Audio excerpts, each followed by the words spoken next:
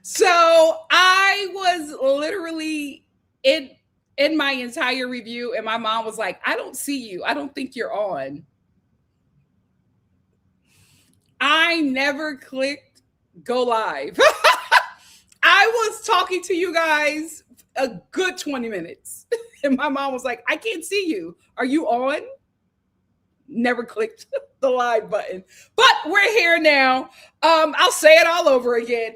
Hey guys, how are you? If you do not know me by now, I'm here to let you know I'm Nikki.Star. I do comedic reviews of some of your favorite reality TV shows. The reality TV show we're going to be talking about today is Love Island USA. Here's how the review goes. I give my spiel, my opinion, my thoughts about the review about the show. My review is probably about 20 or 30 or so minutes. And then after that, I hop into the chat and I talk to you guys, and we talk about the show for about an hour or 5, however long we feel about it.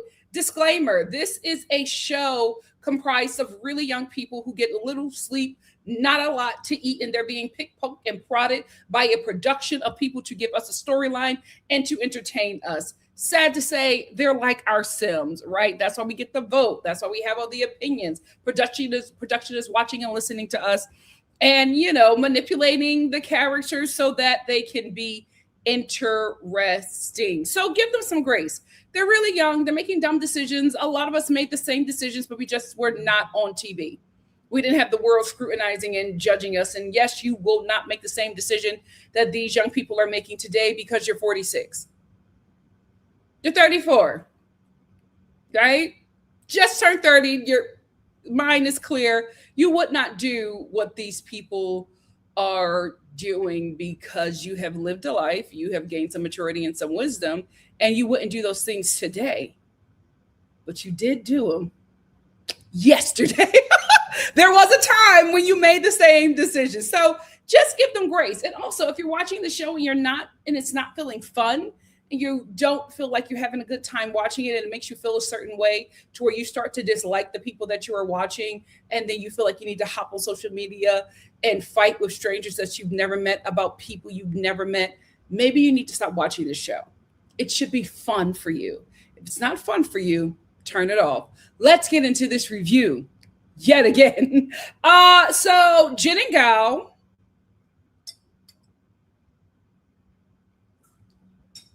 are having issues and they're coupling. It's been a day. It's been a day. I feel like this version of Casa is a bit different than what we're used to watching, because the Casa people are also exploring.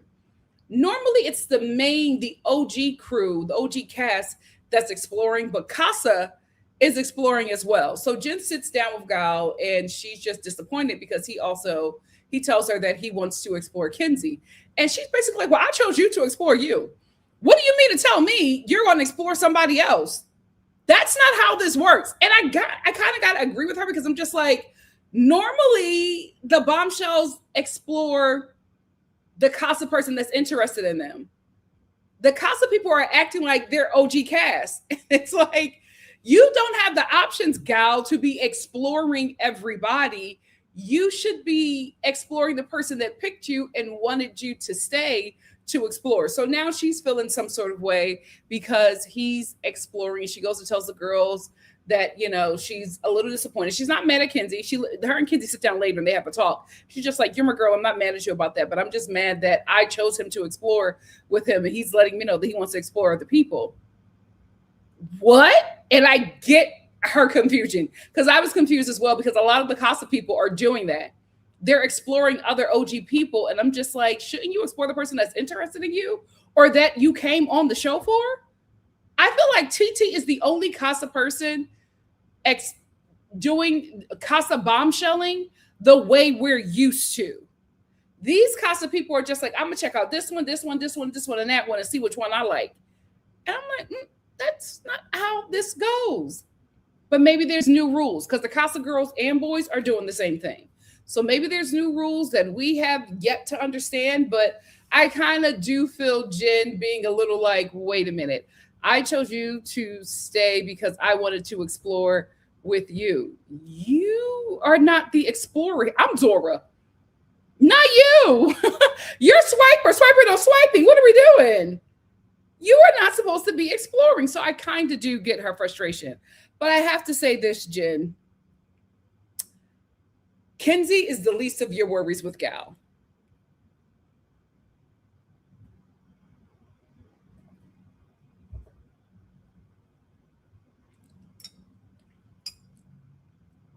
Mm-hmm. Moving on. Do you? Can anybody tell me? Let me bring my comment.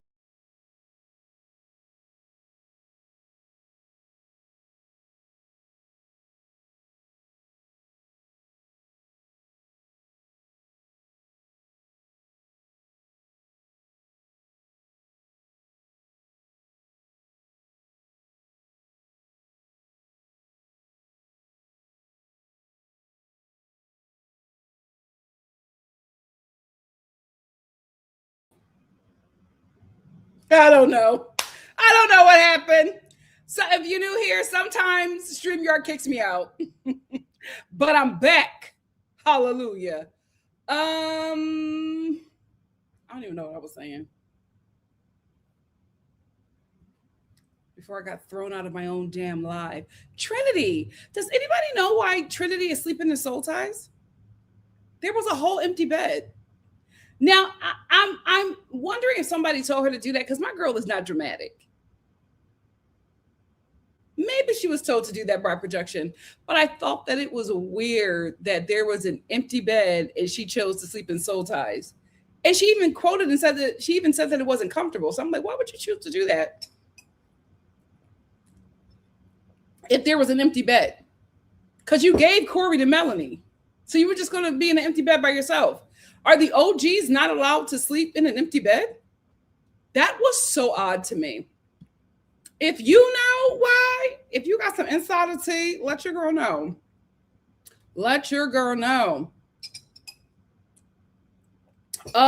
Wavy and hold on. I can't scroll those comments. But you guys telling me about Riverside, I like to date a streaming service before I debut it. So do not worry. We will not be here long. We will not be here much longer. So people have been saying that Amora is playing, right? That she is playing Sincere just as much as he's playing her. I never really saw it until this episode. When she was sitting in the glam room, the Casa glam room, doing her daily affirmations, I said, oh, you're playing. I said, oh, Amora is on this show playing. She's not here for no man.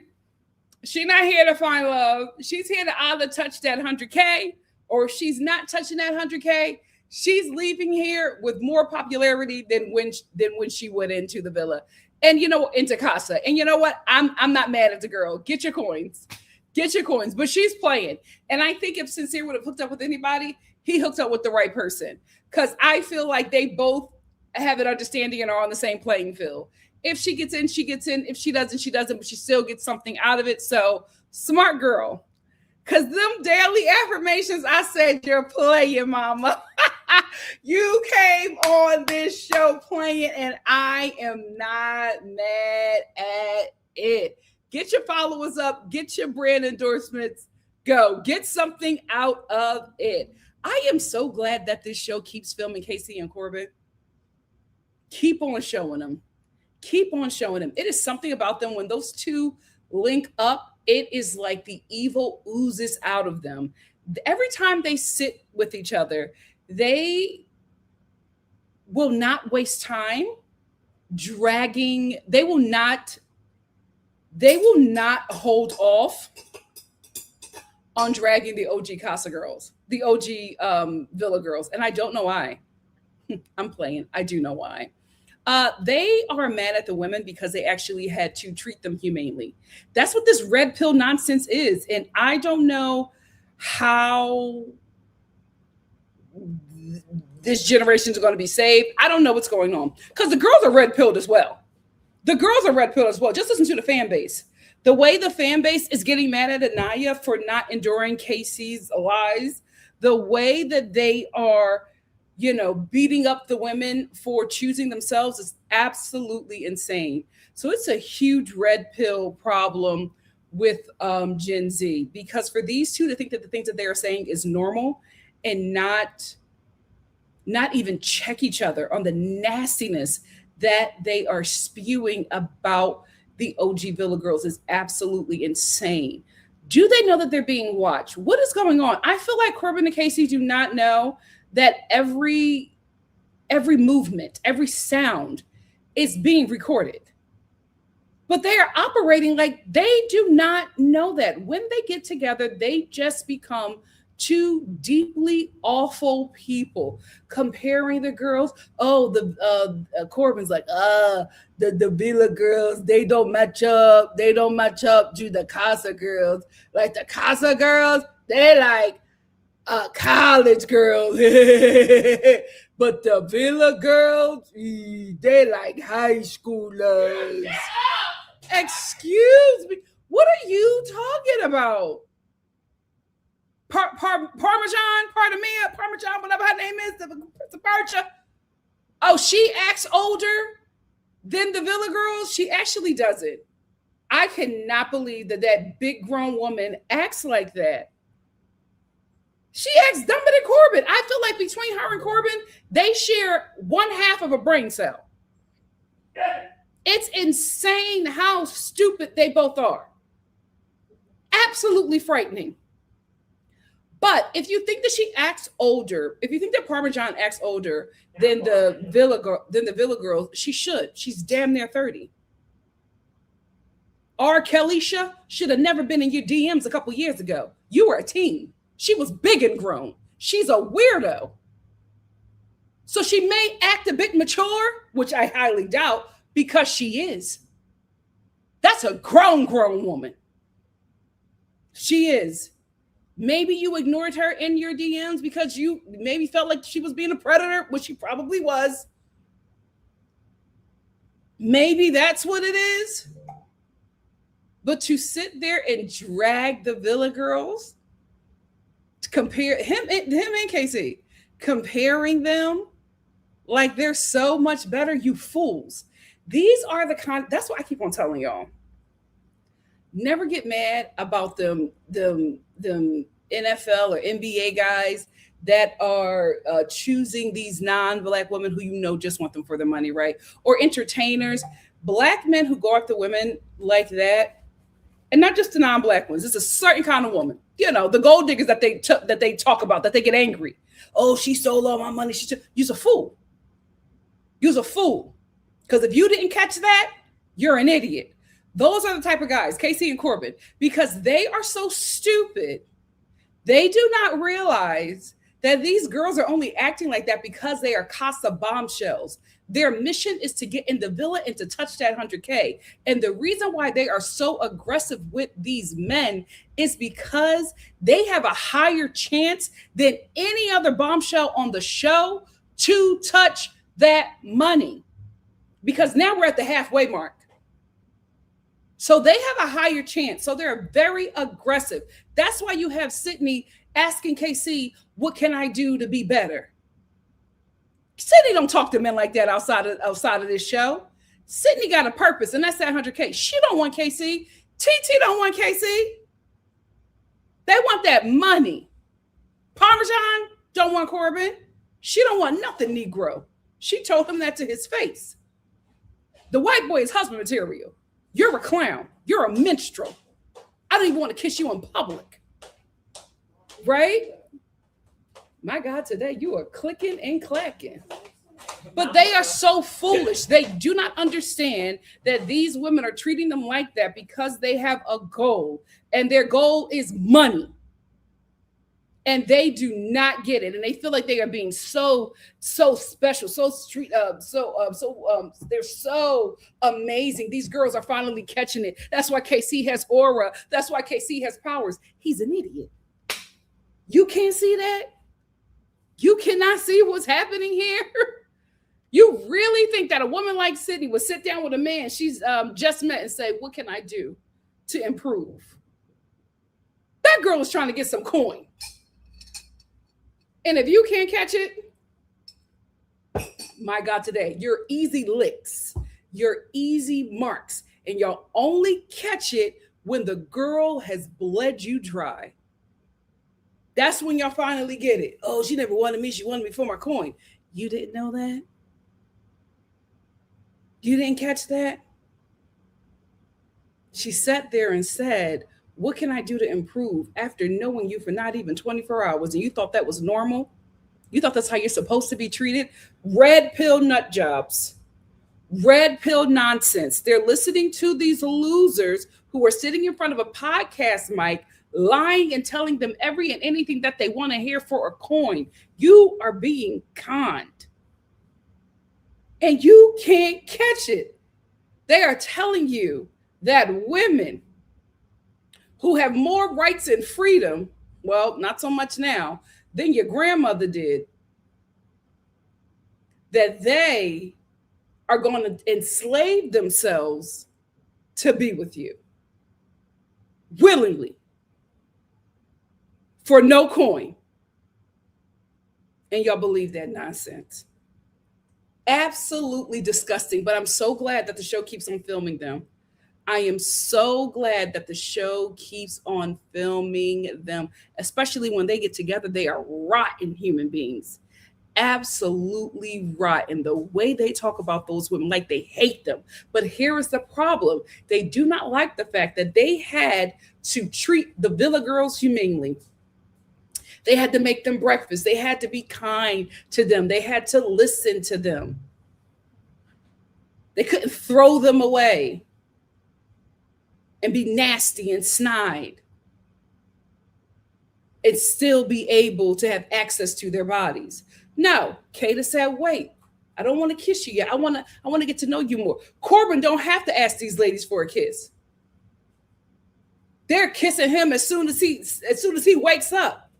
He feels like a king. He feels like it should be. He doesn't know that he's being played. He doesn't have any sense to know that this is a game for these girls. Same thing for KC.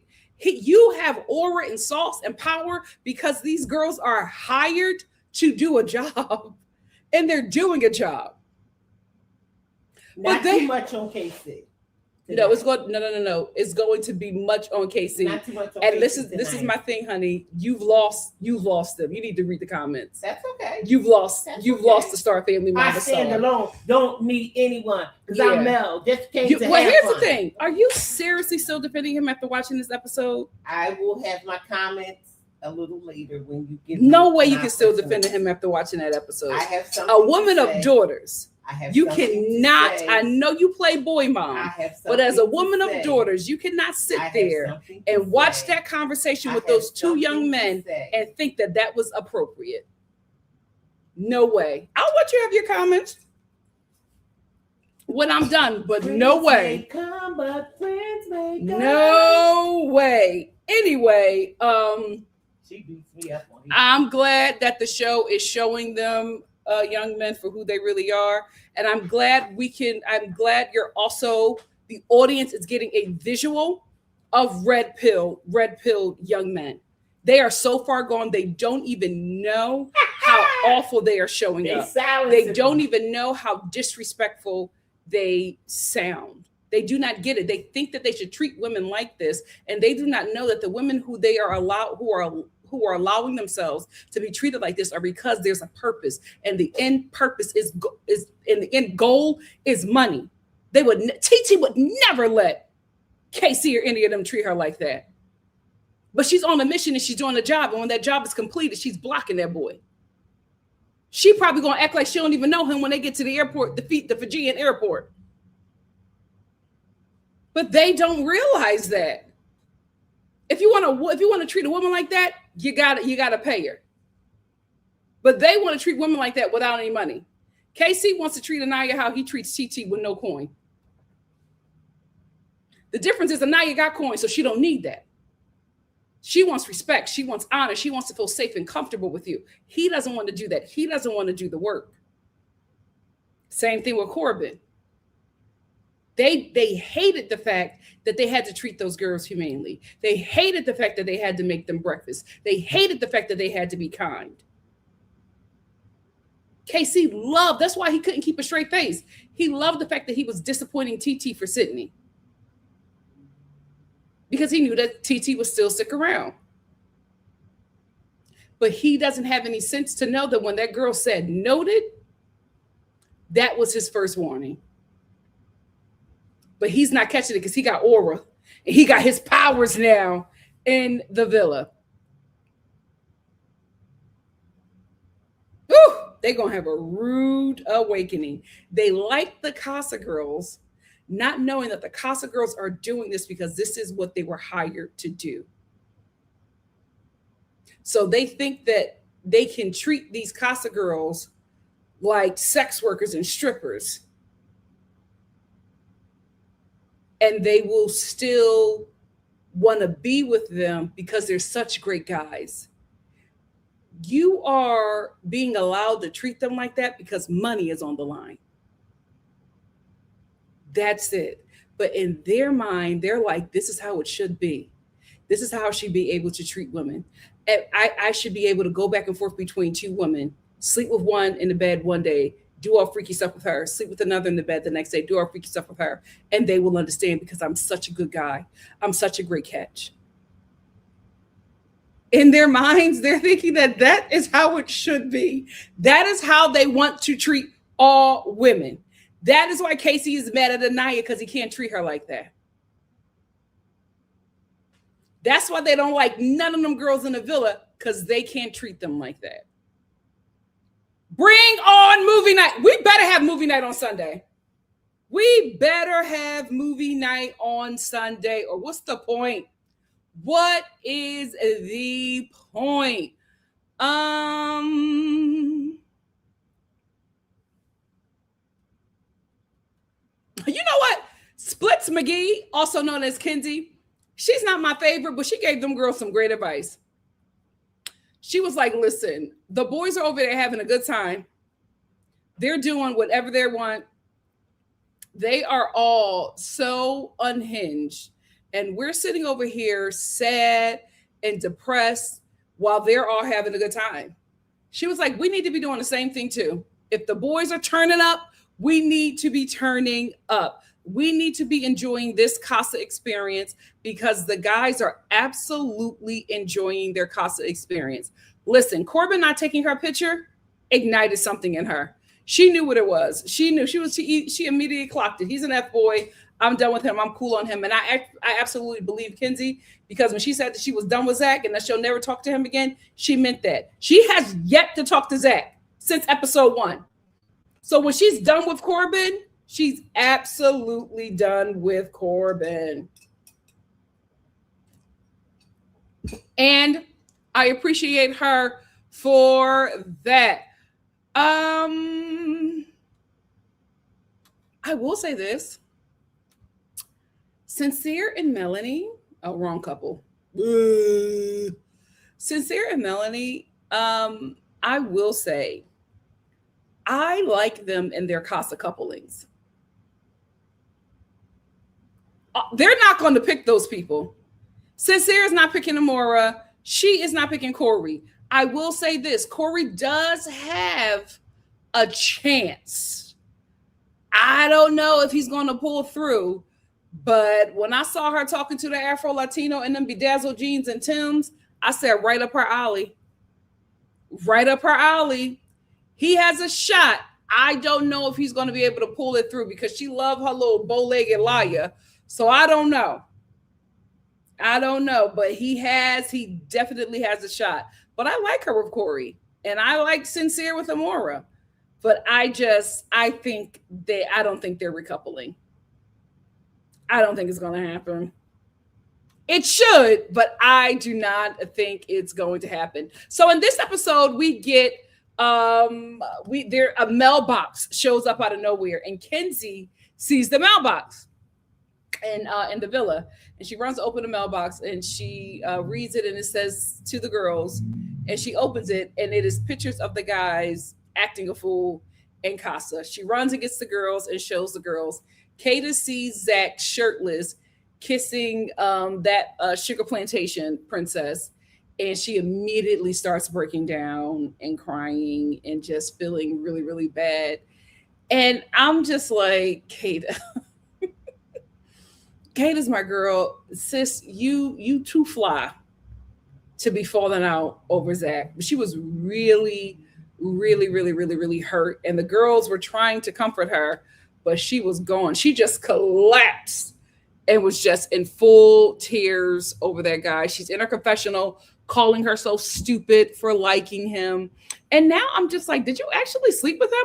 I thought that they didn't sleep together. I felt like she was just saying that to, stroke his ego. But by the way she reacted, I'm like, did you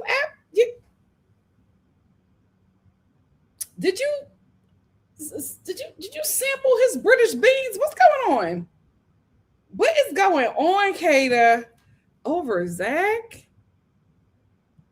Girl, I'm concerned. I will say, listen, I am adamant about giving this girl the money. I'm adamant. People are on threads talking about her and Bryce are faking it. They're scamming. I don't care. I like her. She earned it. She earned the money. Whoever she's coupled up with can have the money too. She earned the money. This is who has to have it. This is our number one right here, Trinity. Yeah, Trinity and Bryce is gonna get the money. Yeah, she deserves it. She earned it. So anyway, she's everybody's crying, and she's looking at the postcards, and she sees some girl with Bryce's foot in her mouth, and she said, "Oh, he got my dupe's foot is in his mouth. Oh, really?" She said, "I know that's my dupe. Trinity, how do you know that Sydney is your dupe? That is my girl." Everybody crying and falling apart. Sydney was just like, "Oh, he got my dupe's foot in his mouth.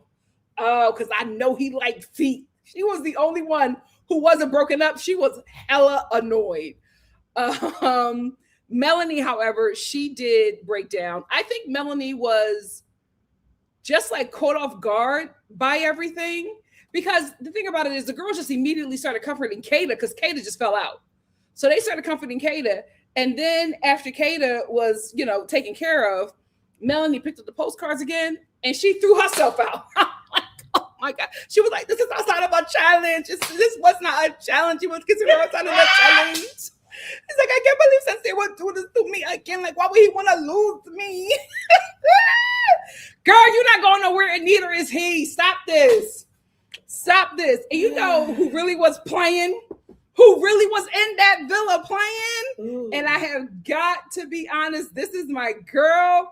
But Anaya, you were in that villa playing. Everybody was crying. So Anaya tried to muster up some tears. I said, Anaya, please.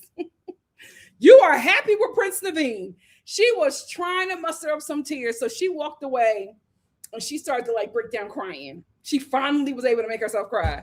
Kenzie was like, girl, it's okay. It's fine. It's all right. Don't break down over this. And then she finally, gets enough tears and goes to the photo booth and start crying. I said, Anaya, please. You are not that broken up over KC. Girl, please. Please. You just had to make yourself shed a little tear because everybody else was, crying. And I think she was just like, maybe I should shed some tears too. But here's the thing with my girl Anaya. She knows she has very great intuition, right? She knows that Carl is the right choice. However, she really likes KC, and that's her type. If you listen to her mama, that's her type. That's what's normal for her. She's going through the same thing that Alandria is going through. She's never dated a non-Black person. And so to think about seriously entertaining that is taking a lot. But she knows that that's the right choice. But she's going to fight for this relationship with KC because that is her norm. Which is why I'm hoping she gets free of that boy. Well, I'm hoping. I want you to know that she's not. Because when he bring this chick back, y'all gonna see a whole nother different Anaya. You're going to see a whole nother different KC. You're already seeing a different KC right now. Yeah, but he's going to change up. Girl, it's too late. We done seen him. We done seen your boy. Your boy is wet. We done seen your boy. You can't talk about him. You can't talk about him because he's a loser. You can't talk about him because he's a loser. That's the problem. Now everybody on mute. Now everybody on mute. You can't talk about him because he's a loser. I had to walk lightly because I was just allowed back on the show. Yeah. So I have to take the punches that's sent my way. But I will tell you something. Anaya is going to fight for him. No, she won't. Okay. No, she won't. Okay. Here's the thing. When she see him, I was concerned. Nah. I was concerned, right? Because I felt like she was never going to break free of that boy. When I saw my sister try to make herself cry, I said her body's already checked out. Once your body is checked out, you're done. He's done. She all day, Mom, all day she worked up some tears because she felt like that's what she should do. And but she's over him. She's over him. That postcard was all she needed. No, she's not. But when it was time for her to go back and talk to the guy, she wasn't giving him what she was giving him a couple of days ago. When she went to, she was giving him more. When she talked to Carl today, yeah, no, it was a different vibe. It was different energy because she was more open now. No, she was a little. He was on her mind. Now, let me tell you one thing. I'll tell you two things. When you involved with somebody and they wrong you, you don't just fall out of love. Mm-hmm. She's going through the motions. Let me give her one more chance. First of all, for a woman, when a woman see another woman is involved, they be like, what in the world? And they come back. Here's the thing. She tried to have a moment when she saw the pictures of TT and Casey kissing, and she kept on saying, oh, he got a girl with Fulani braids, the Fulani braids. She was trying to say that the girl is bad and she's nervous. She's checked out. Okay. So her mind and her body got to match up, but the girl is checked out. That's you. You're checked out. And you would have been checked out. You wouldn't have went back. It don't take much. Easy. But play on me if you want to. Checked out. Okay. You'll see. Okay. You'll see. Okay. And I want you to go publicly with Mama Star and say, you know what, Mama Star? I got to give it to you. But why do you want Anaya to suffer? Why do you want her to be in a relationship with a dude that does her dirty? I didn't say what. And you know what? The reason why I'm asking, because I'm real shocked with you. Because this is not who you a girl mom. First of all, so I'm real shocked that you would want her to stay in that situation. Because you ain't never gave advice like that. Yes, I have. Not to me, not to Toya, not to Lauren. Yes, I have. Mom, you have never told us to stay with a buster. No, I have not. No, I have not. So why are you telling Anaya to do that? I'm not telling her to stay with him. What I'm saying, you look cute anyway. But period. What I'm saying is, your eyes is working. They working. What I'm saying is, she's not done. I'm not saying like Melanie's not done with Sincere. She's not done. Her, Kata, and Melanie, they are not done with these guys. They're not. Now, will they end up with them at the end? I don't know. But I'm telling you, when they come back from Casa. So you think that Kata, Melanie, and Anaya still going to be wrapped up with them boys? Definitely. Okay. Definitely. At least to see what's there. But with KC, he's going to have a problem if he bring that girl back. Because that girl... You can't break up with TT. Right. TT breaks up with you. You don't break up with TT. She already told him, you my man. Noted.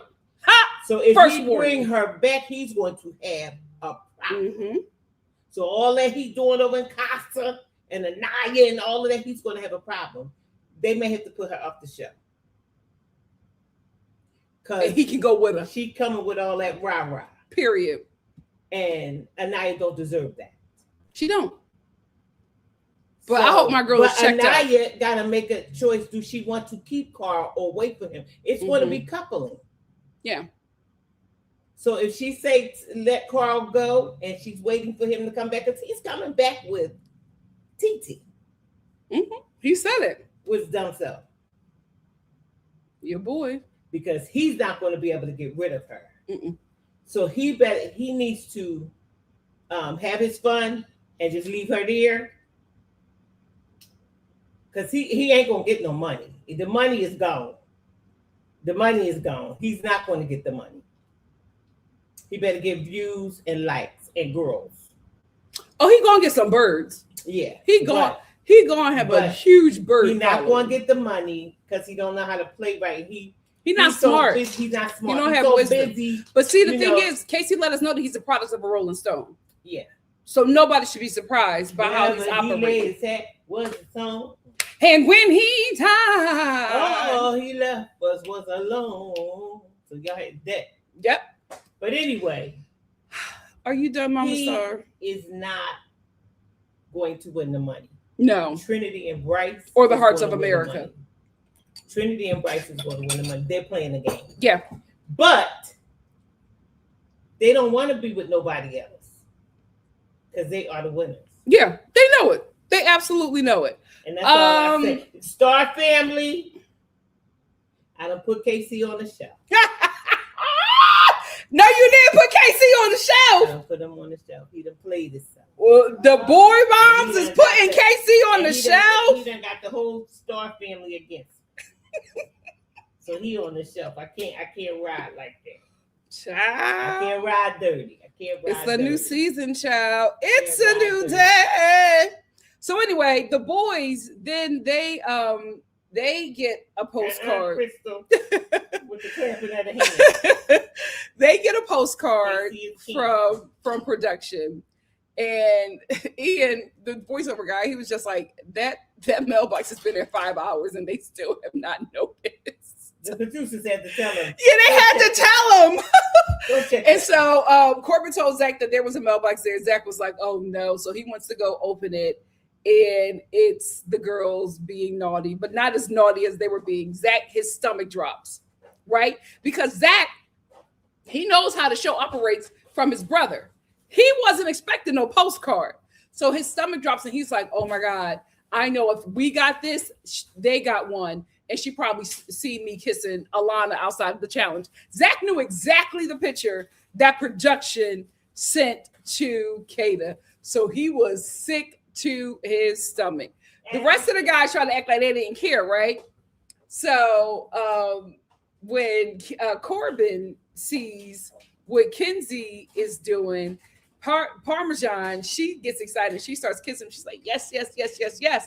Because now she knows for sure that she's going to make it to the villa.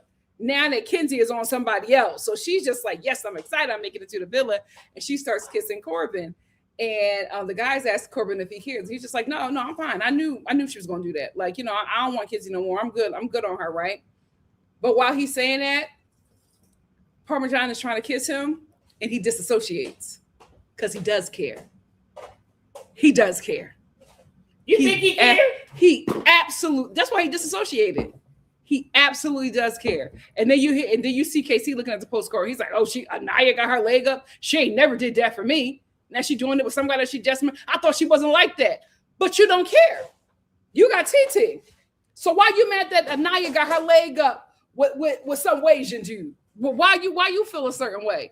You don't want her, but you do. That's the problem. Mm-hmm. That's how them red pill dudes are. Mm-hmm. The girls that want them, they do not want. The girls that don't want them, those or the ones that are not red pill like them, those are the ones they will always chase. They got all these girls jumping on them, kissing them, doing whatever they want them to do, and they still don't want them. They still don't want them. Because I'm like, Casey, why you care? Why you care? She got her leg up. Oh, Anaya told me she'll never do nothing like that. But she doing it with this dude she just met. Why do you care? You got aura and power in Casa. Why do you even care? But Bryce, my God, today, Bryce was sick. He was sick. He said, "Oh, she got a dude with tats. I knew it. I knew it. And I'm her first white guy." Bryce and Trinity are so hung up on the fact that they're each other's white. They're each other's first non-person of their culture. Mhm. They are both going through it. Bryce was sick. He said, "Oh, he got tats." He wanted to say, "And he's black." Right, right. He wanted to say, "And he's black." He said, "I'm our first white guy." So he's already feeling intimidated by the fact that Trinity is in a photo booth kissing on a black dude with tats, because that's her type. Oh, he was a sick. He can't wait to get back.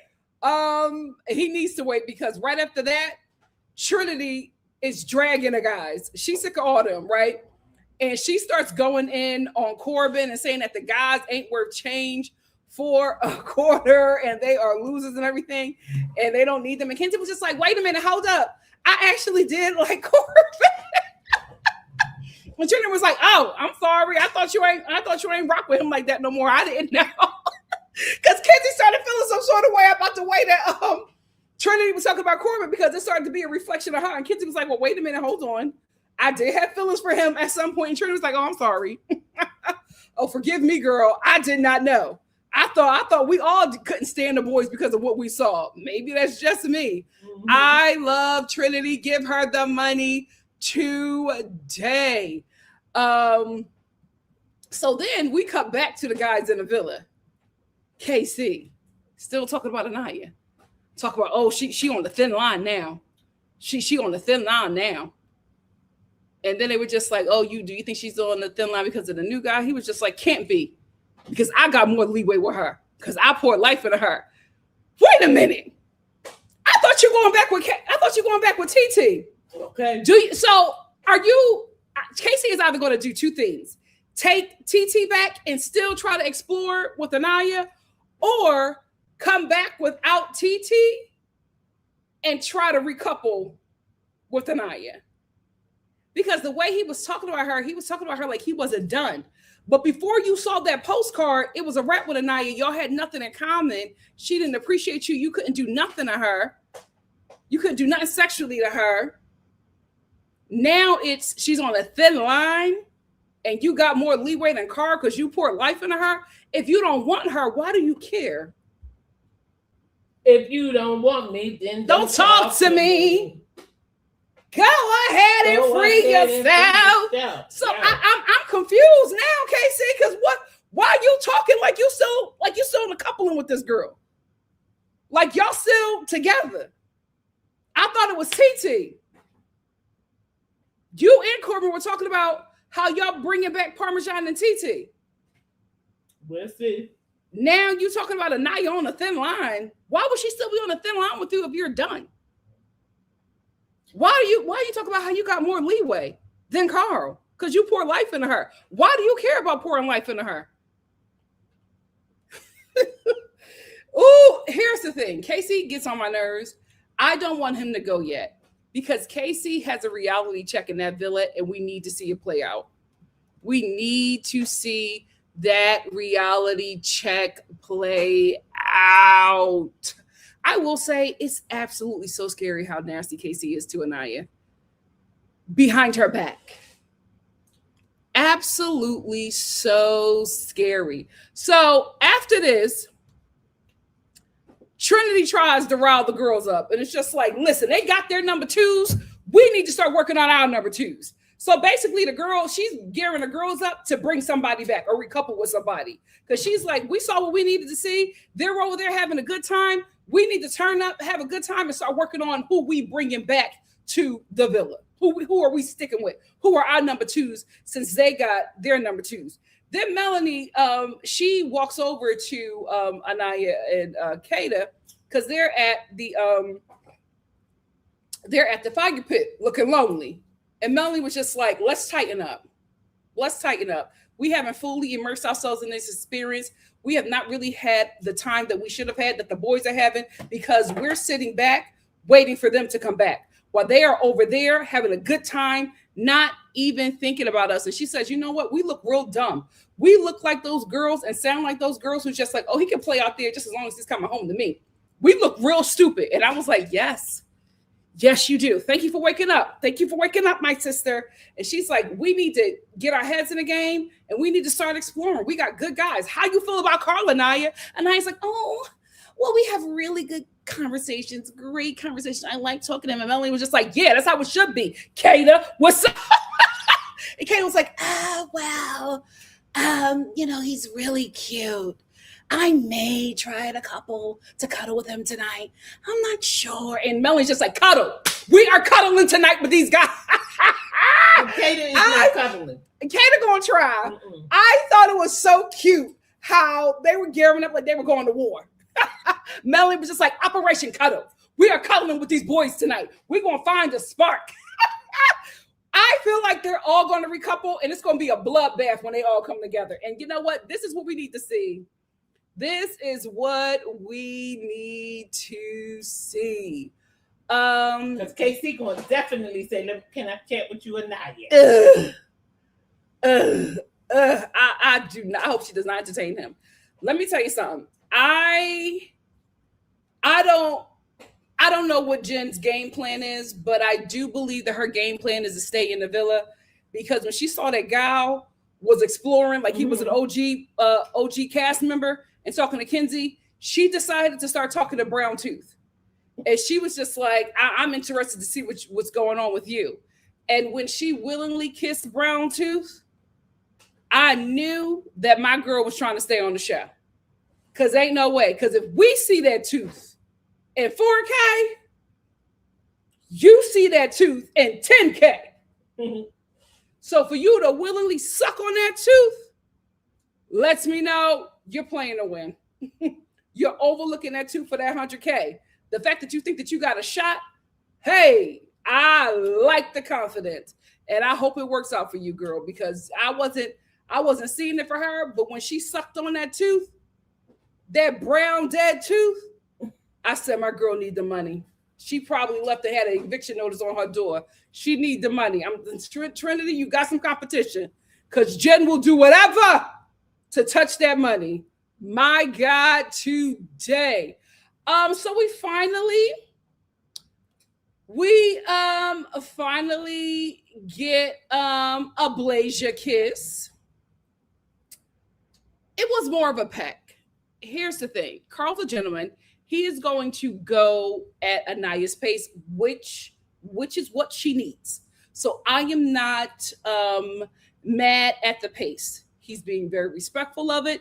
But, he's going in and, letting her know that he's interested. And I'm interested to see where it goes. I think that he will treat her very well. Even if it's just for the show, I'm okay. I'm okay with that. We have seen, we wanted black love, but we only want black love if it's healthy. And we have seen this black man treat this black woman like garbage. I'm ready. I'm ready for the Wasian to love her down. Let's go. Let's go, Carl. Do your big one. Do your big one. So that's all I have to say. Tomorrow is the recoupling. I'm expecting a bloodbath. So get your popcorn ready, because I think we're going to be gooped, gobbed, and gagged.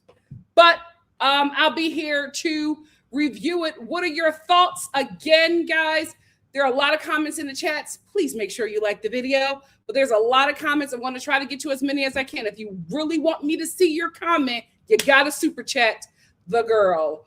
Super chat me, please. Hey, Nico. What's up? Thank you so much for the super chat. Nico said Trinity and Bryce would be the first to go on a date. I think so. They've earned it at this point. And guys, I don't care if they're scamming. I'm rooting for Trinity. She has been one of the best characters on this show. She has earned her coin. Whoever she's coupled up with, they can have the money. The show just needs to know Trinity better get that envelope. Trinity better get that envelope. But I don't care if it's a scam. And I happen to agree with you. Oh, okay. Let's, wait, do you have your thoughts? Oh, I thought you had your thoughts about KC. So before I get in the comments, what's your thoughts about KC?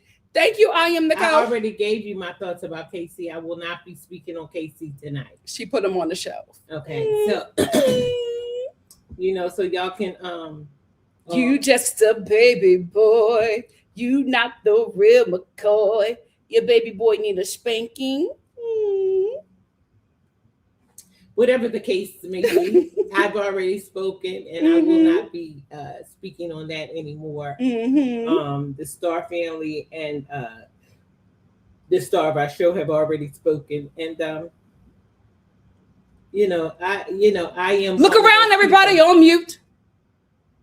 Yeah, yeah. But I'm a real G though. You know what I mean? I can stand on what I stand on, and if I'm wrong or whatever the case may be, I'll speak up. I'm a real G. You know what I mean? That's right, Emmy. What Emmy say? Emmy, my girl, she is a guest here tonight. Yes. What Emmy say? Emmy say, Mama Star has spoken. So that's right. That's right, Wavy. You got to know when to hold them and when to fold them. So you gotta know when. I am a girl mom. Know when to fold them.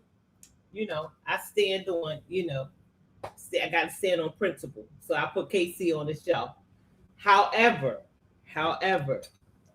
I just want to see tomorrow. It's gonna be a bloodbath. Definitely. It's gonna be a bloodbath. Definitely. And I'm telling you, KC better be smart. He's gonna have a reality check. He better not bring that girl back. Hey, Dr. Armani, thank you so much for being here. What's up, Jennifer? Jennifer said when Casey said Anaya is walking a thin line, what the hell has she done to him? Exactly. I think he was excited at the prospect of embarrassing her. Absolutely. Casey is going to bring TT back, but he's still going to pursue Anaya. Casey is going to bring TT back to embarrass Anaya and also make her work for him. He wants to be pursued. So he wants to bring back TT because I think who he wants is Anaya, but he wants to bring back TT so TT can show Anaya the kind of woman that he wants her to be, which is a woman that chases him and a woman that is sexually available to him. So he wants Anaya to learn from TT so he can choose Anaya, because although he is not fully happy with the woman that Anaya is, he does like that not only is she well taken care of, she got an NBA daddy. His eyes perked up when he heard that. So there's a lot about Anaya that he likes and that he can benefit from. I told you, men date up more than any woman on this planet or in this freaking Milky Way. So they're updaters. All of them are. So he knows that she is an upgrade for him. Yeah. But he needs to humble that upgrade. He needs that upgrade to bend and break to his will so that he can control the upgrade. He don't want TT, but he wants TT to show Anaya the kind of woman that he wants. That's why he's talking about that thin line stuff. That's why he's talking about, I better have more leeway because I poured into her. He's not done. He's not done. Okay. He's not done. Hey, K. Charles, thank you so much for being here. Hey, Lena, thank you for being here. SEO said, I just hope KC brings this aura back to the villa so Anaya can see it up close. I feel like she's only going to see it in movie night. That's what I think. Because here's the thing. She has to see it, but her intuition is telling her. Her intuition is telling her who this guy is. That's why she cannot be physical with him. Because her woman's intuition was letting her know he wasn't a good guy for her. Kay Charles said, notice that Zach is only missing Kata because his racist coupling was sent home. What happened to exploring? Did they announce that girl was sent home? Did you hear that? Mm-mm. I don't know that they said that she was. I mean, I know that she got sent home because of the complex article, but they didn't say it in this episode. Maybe they'll say it in the next one. Crystal said, yeah, the crying was too much. I need to remind myself to give them Janelle said they announced it. Oh, they announced it on the episode? I can't believe I missed it. I know they announced it, but I didn't know that they announced it on the episode. And Storm said they said it was quick. All righty. Kitty said fighting over Gal is crazy. Ridiculous. Ridiculous. You know who was doing a bit too much for me this episode? Bryce. When he was trying to say that he's fallen in love with Trinity, I was just like, okay. Like, you're doing too much, Bryce. And the reason why I think that Bryce needs to pull back with the performance, because he's laying it on so thick that when him and Trinity break up, as soon as he leaves the villa, it's not going to go well for him. Especially if Trinity is really feeling him, it's not going to go well with him. So I'm just like, for him. So I'm just like, stop laying it on so thick, because you are going to look like a master manipulator when this all falls apart, because it will. I don't see longevity with these two at all. I don't see them making it to the airport. I think who? Trinity and Bryce. I do. She is one of those people who she has to teach him. He wants to learn, but he's heavily insecure. First of all, I don't think he's interested in her. I think he's heavily insecure because he knows that he's not her type, and that bothers him, because I think for him, types mean a lot to him. Yeah. But that's what a lot of people do not realize. Black women don't really do types. Like, we have guys that we're just naturally attracted to. That's not what we consider a type. We will date a guy that like we look for kindness, stability, just an overall good person. That really attracts a Black woman first. Like, of course, if he's attractive, yes, right? But Black women don't jump for that. That's why Keon wasn't like, that's why Anaya wasn't, the Black girls in the villa weren't jumping for him. Because yes, he was attractive, but personality is so much more important for us. Kindness, how he handles himself. Does he treat me like I'm this, sexual conquest? That's another thing. We're really turned off by men that really lay it on thick, because as Black women, especially dark-skinned Black women, men approach us heavily sexually, and it's a turn off, and it's really disgusting. So if Keon was leading with that, you're not reading the room, especially when you're approaching dark-skinned Black women. Leading with sex is the wrong thing to do, because all of y'all lead with that when y'all approach us. So if you want to catch our attention, lead with your heart, lead with your mind, lead with kindness. If you're approaching us with your ding-a-ling in your hand, goodbye. Wrong girls. Try them Kinseys down the street, not us. So I think, come in the room with in your hand. Okay. So I think I just said all that to say he's heavily uncomfortable with not being her type. But I think that that's such a cultural thing, and maybe just a male thing, because Black women are not like that. We do have men that we are attracted to, but if the guy is kind, right? If the guy is interesting, if the guy makes an effort, a Black woman will give him a shot. They really, really will. It's just, especially if you are not Black, you have to approach us with extreme caution, where it's like you are doing the work to make sure that we have to feel safe with you first, especially. The safety has to come in. So he really does have a shot with Trinity for the long haul. He doesn't believe that, and he's going to sabotage the relationship. Mario said, Kinsey has been annoying me this whole season, but she kind of ate this episode up. She was actually making sense. I absolutely agree. Let me say something else about Bryce and Trinity. Trinity had the opportunity she could have linked up with anybody on the Bombshells, but she did not want to. Casa, but she did not want to, because what they established was friendships first. And when you meet somebody, you have to become, longevity is when you become friends and then gradually go into a relationship. And they were friends. You know what I mean? They have not been sexing and all of this and that. They have, they miss each other now, because he's over there and she's over there. She don't know what he's doing and he don't know what she's doing, but they're both doing the same thing, because they have grown a friendship and they miss each other. So I can see them, even though he is insecure, but opposites attract, and she is the more dominant one. She runs things. Mm-hmm. And that's the kind of woman that he needs. Somebody to lead. He'll Mm-hmm. do whatever she tells him to do. He'll get a job. He'll take care of her. He'll do whatever she needs him to do. But she will be the one that's driving the train. A strong Black woman. Well, that's how it should be. Oh, okay. Seriously, if you want to be successful in life, you better let a Black woman lead. Amen. Period. Hello, America. You had a shot. Sugar Cane said, I'm living for the affirmation in the mirror, though. LOL. Amora is in there playing, but good for her. But good for her. Black Killer said Amora is getting her acting on, and I like it because she is non-problematic. Absolutely. I feel like she's doing her big one, and they should absolutely bring her back for games. She's good. Dr. Amora. Dr. Okay. Anmani said, rumor is she's playing for a different team. Yeah, they said that she was at Pride last year with a stud. Atlanta Pride at that. I said, have fun, Amora, live your life. Wavy said, why does Sincere sound like he was lying about ASL? Because he was.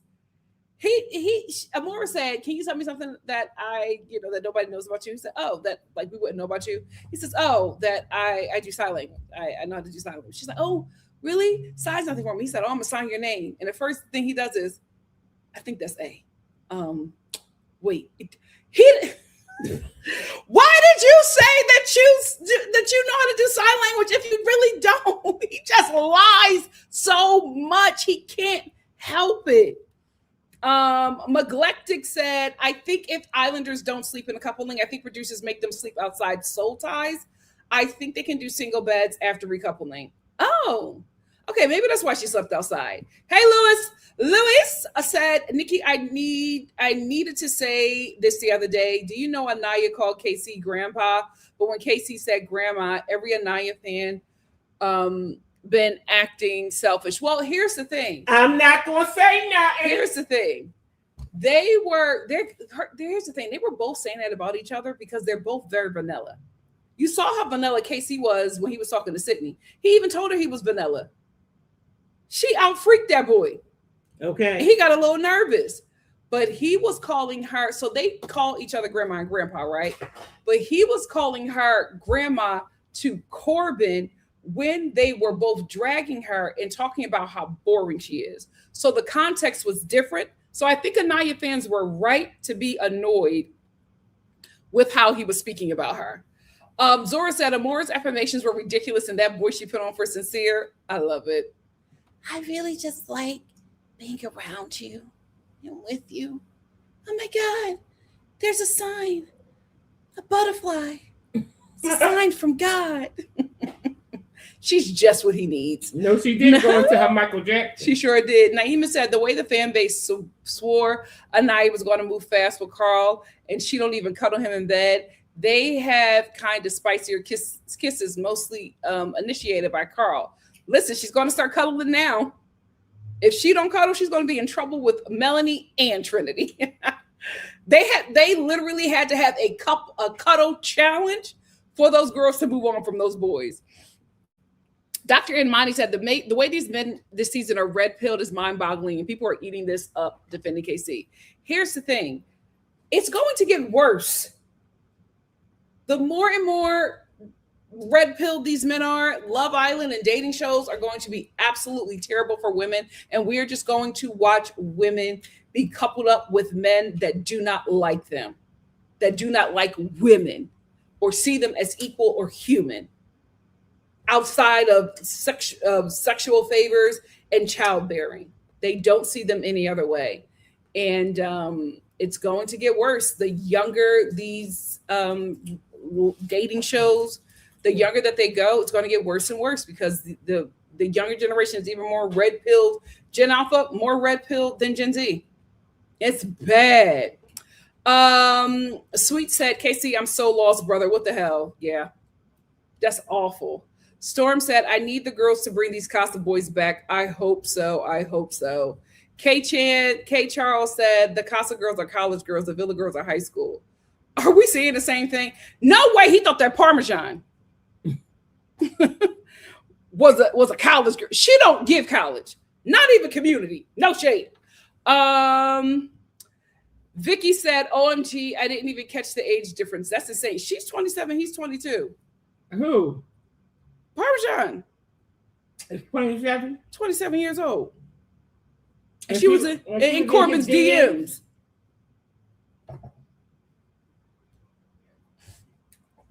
Jennifer said, I'm 25 and 22 sounds like a baby, so 27 is wild. What are you like?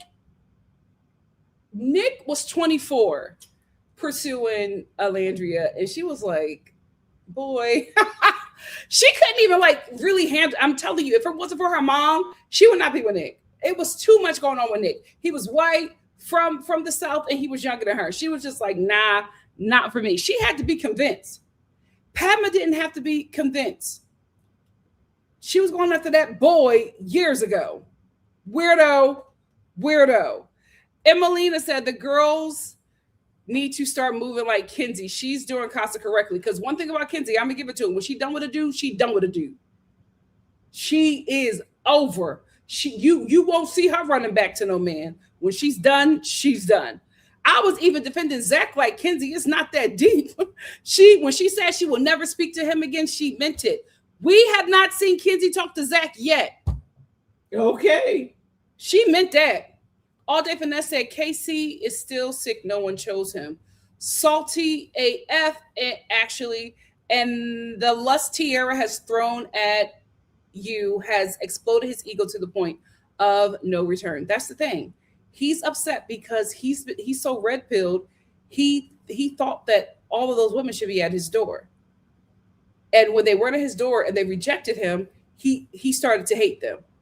And the only reason why Anaya got all the hate was because she got coupled up with him. It's not just because it's Anaya. Any woman that would have been coupled up with KC, he would have treated the same way.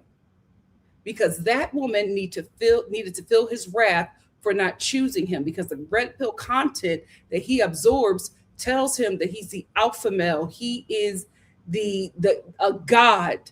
And these women need to be thankful that he's even speaking to them. He believes that nonsense. And because no woman was at his door, he has had a vendetta against them ever since. That's why he can so freely talk about the girls in the villa to Corbin like that, because he has had it out for them since they were not standing at his door. That's all it is. Yep. Yep.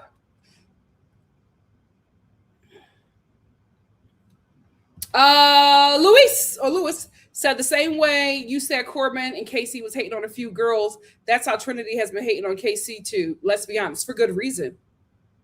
He's given her good reason to do that. Casey and Corbin are hating on the girls, and they've done absolutely nothing to them. Trinity calls out the obvious. Trinity sees how Casey is treating Anaya. She has a first-hand experience of what Anaya is enduring with KC. I'm going, Super team. Oh, thank you. I'm going to listen to her over you. Now, Lewis, here's the thing, baby. All difference of opinions are allowed. I just want to be honest with you. If you're a red pill, you're not going to enjoy it here. Just saying. Not telling you to leave it. I'm just like, You see how they do Mama Star? We're very anti-red pill here. Tony said, I'm so proud that I never trusted KC. I've been side-eyeing him since that Malcolm X speech. That's what did it for me, too. I really liked Bishop and First Lady Anaya. That speech, I was like, what's happening here? Because ever since he gave that speech, he's been acting the opposite of it. And I'm just like, I didn't want to call it performative because I realized that a lot of people are not used to seeing Black men who prefer Black women and who talk to them and pursue them like that. It does happen. And I didn't want to call it performative because it is something I witness. It's something that is normal for me. It's something that, happens to me a lot when I'm in the presence of Black men. So for me, that's very familiar. But I gotta be honest with you. I was just like, why would you do that? Why would you say that? Because I knew the show was going to expose him. I knew. Because right after he gave that speech, Soul entered the villa. And there we had it. There we have it. SEO said the college girl comment from Corbin is that they put out versus the high school girls that will fool around and not go all the way. Yep, it's all about sex. They feel like red pill. They feel like they are owed these women's bodies. It's crazy. Betty said production needs to dump all these red pill OG boys except Bryce. OMG, apparently season 5 KK shows she's still a big bird on TikTok defending KC over Anaya not putting out. Oh, she's been a bird. She has yet to learn. Who? It's a former Love Island contestant named KK. She will die a bird, unfortunately. That bird is going to be, this bird is going to grow up into a boy mom. That's how it happens. They don't just become these people. So you calling me AKA a bird? I call KK a bird. Yeah, I'm saying me. Because you called me a bird boy mom before. So because I call KK a bird who will grow up into a boy mom, you think that I'm calling you a bird? Yeah, because you said she's a bird. And you referred to me as a boy mom. Oh.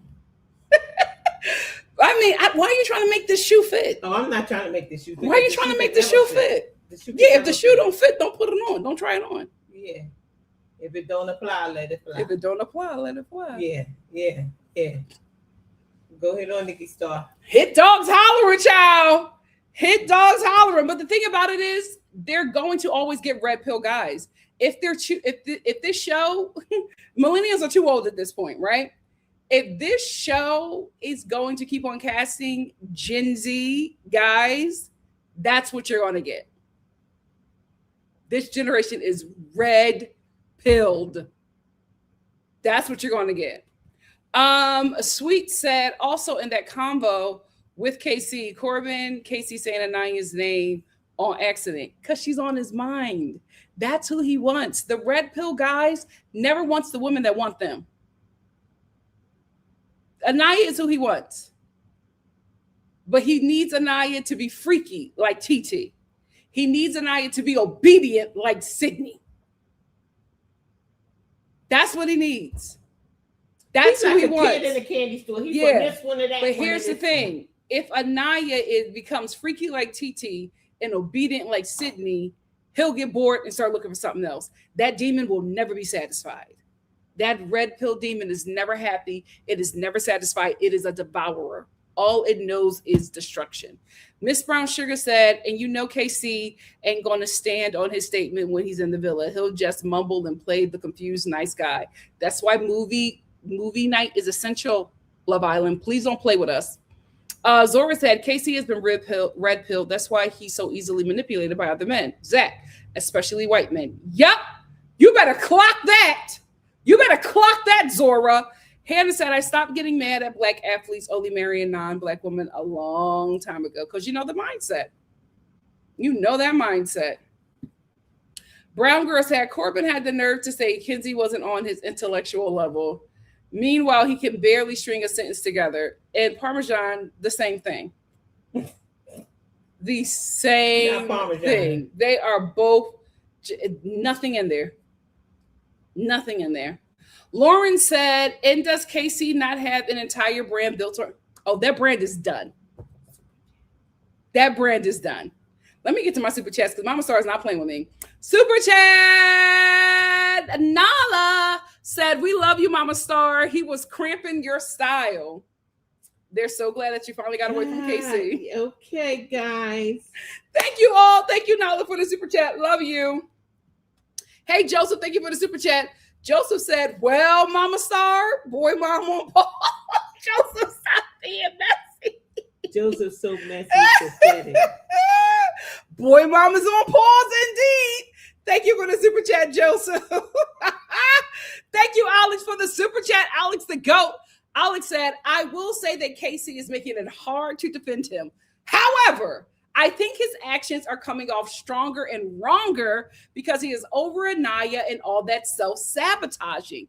He is over it and her. He's not over Anaya. Anaya isn't self-sabotaging. Every doubt that she had was confirmed when Casey got to Casa. Come on, Alex. How can you not see that? Every doubt that she had about that man, he confirmed it as soon as he got into Casa. He also confirmed it when he talked about the guys. She's feeling like she felt like she was a safe choice for him. He gets in the villa and say he has nothing in common. Even Sincere, the liar that makes the devil blush, looked at him like, what do you mean? Like, he's looking at him like, what do you mean you have nothing in common with Anaya? I was there. I canceled you when you were with her. Even Sincere was looking at him crazy. Alex, come on. Self-sabotaging or just a woman's intuition? Or just a woman's intuition and his boy confirming how she's feeling.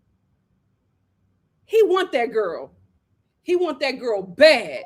But he wants her to act like TT sexually and be obedient like Sydney. He's not going to get it, though. And he'll never be satisfied. Joseph, thank you, Alex, for the super chat. Joseph, thank you for the super chat. Joseph said 27 and a 22 something's DM. I have the ick, especially after calling him a clown and Mr. Calkins husband material. What the hell is worth with these men? Not much, but here's the thing. She was in his DMs a while ago, like not even when he was 22. She was in his DMs when he was a teen. He did not respond to that grown woman because she was a grown woman and he was a child. She's a big weirdo. A big weirdo. But the thing about it is, those women who chase after them athletes, they do not care. That's why you got 42-year-old baby mamas with athletes that are 22. They only care about the money. They will chase after them boys for as long as they can. Larsa Pippen, she stays at an NBA children's camp looking for her next victim. They do not care. Here's the thing. The Lord is working on me about my opinions about black athletes, right? He is working on me. What I will say is black athletes, especially them boys, are being groomed from the time they are children. From the minute those people see that they have talent, they start grooming them. The agents, the coaches, the colleges, everybody starts grooming them kids. Then the parents of the daughters starts grooming their daughters to groom them boys. That's why they be fathers when they get drafted. They in high school and college. That's why they be fathers already. You know how many times you were watching them draft and them boys got kids and a girlfriend, fiance? I'm like, how the hell you a daddy already? You're still a freaking teen. Why is it so many of them? Because they are being groomed. Their families told their daughters, he gonna make it. Get pregnant. So they're always being groomed. So Parmesan, checking for him when he was a teen is normal for them black athlete chasers. And the black athletes never catch it because they've been groomed since they was kids. That's normal for them. Them older women been sucking on them boys since they were children. That's a norm. Colleges be paying girls to sleep with them boys to get them to come to their school. I got black athletes in my families. The stories I could tell, it is insane. So I'll give them a bit of grace, but I need them to clock in. At some point, y'all got to wake up. At some point, y'all got to read a book. At some point, you got to sit down with the lady and talk about your trauma from being groomed from you as a child by everybody, including your freaking parents. I'm going to give them grace up to a point. But they got to clock in. So what Parmesan was doing is very normal for her. They get with them boys real early. They do not care about the age because they know if they can lock in with them boys, they got their hand on their money. If they can get them some kids, even if it don't work out, that child support going to be crazy. They all do it. Those women are predators. Now, it's some that actually fall in love with them or whatever in college or high school. I ain't talking about y'all. Please don't jump me. But some of them wags, predators. Absolute predators. So Parmesan is that what she's doing, normal for them. That ain't the first black athlete team that she thought was going pro whose DM she was in. He won't be the first or last. He wasn't the first or last. Thank you so much, Joseph, for the super chat. Brown girl said, yes, KC is a fool for not realizing the women aren't picking him because they like him. Like, everybody on the show, season 8? They did not watch Love Island. I cannot believe they don't understand what this part of Casa is. I can't believe that they think these people really like them. Ridiculous. BY said, what kind of powers does Casey think he has? Normal dating doesn't move that fast. Just dumb. Red pill, he is listening to these people who are being paid. Theo Von does not think that's nonsense. Joe Rogan does not think that nonsense. But it pays to manipulate people. That's why every time Trump does something that's really dangerous, Joe Rogan and Theo Von and all them other streamers or YouTubers that platform Trump, I'm like, oh my God, I didn't vote for this. Oh my God, I didn't know that he was doing this. Why? Because just like Charlie Kirk, you can get touched. Them boys may not be able to touch the president, but they can touch you. And when they realize, when they're on the battlefield of a war they have not been properly prepped for, and when they see their friends going home in body bags, they're going to realize in that war zone, they've been conned. And they can take you out. They can't touch that government, but you are not safe. So now they all trying to switch up. They say they never voted for this. They never platformed the guy. They just had a guest on. I'm not responsible for this, because they know. They don't believe that mess that they're saying.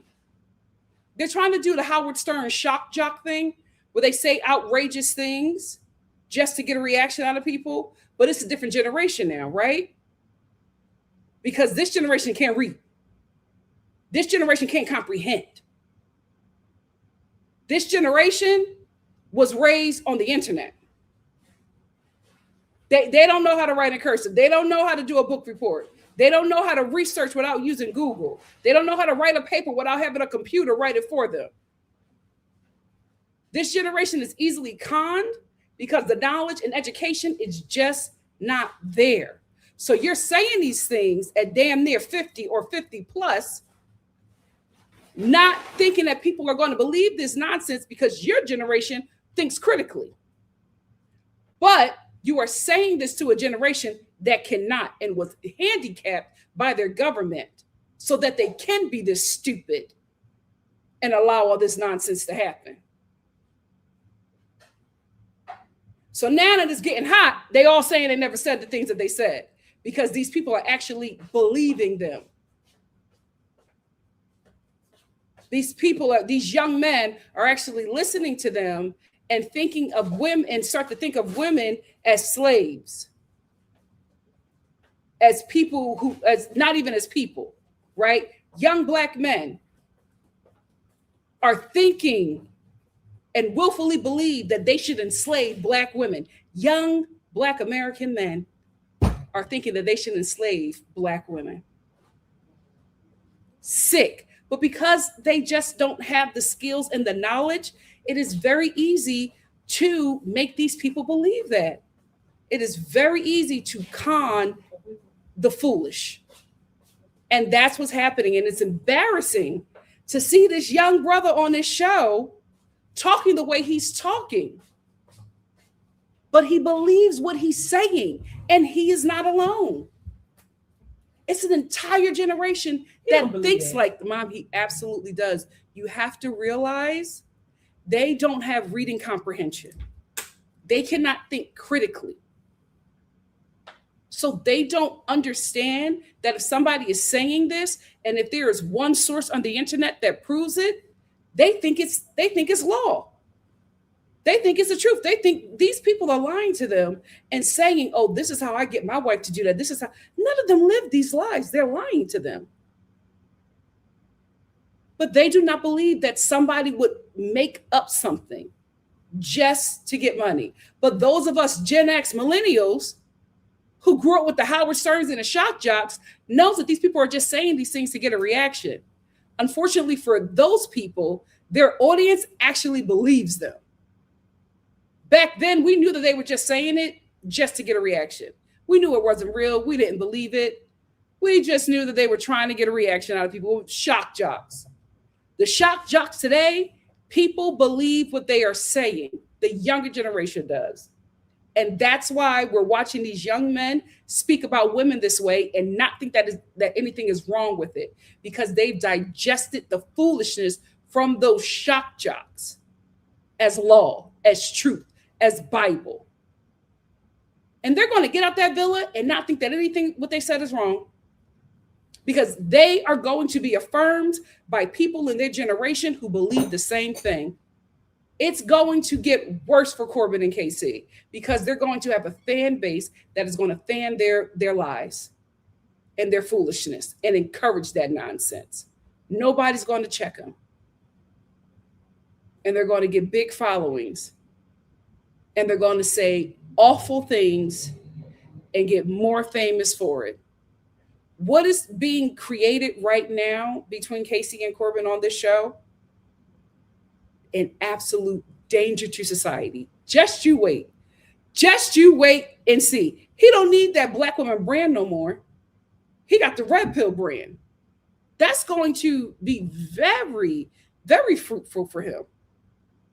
He's going to eat well off of that. He don't need the Black woman on the blueprint shirts anymore.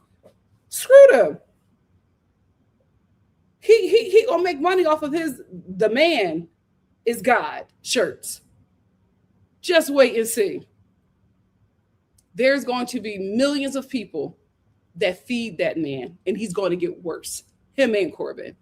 K-Char said the Villa men are being conned big time, and they aren't even smart enough to see it, and they're calling the Villa girls immature. Lord help your children.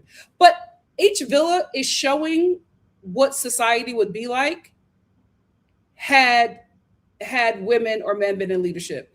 There was a show, and my UK subscribers who are watching, you guys know the show that I'm talking about. It was a show where it was a reality show where they would take schoolboys and schoolgirls and they would have them live in like a camp for like a week with limited resources, and they would have to try to figure out how to survive. Every time in the boys' villa, within days, they would eat all of their food, and then they would all start fighting each other. Wars would break out. They were living in squalor. They were starving.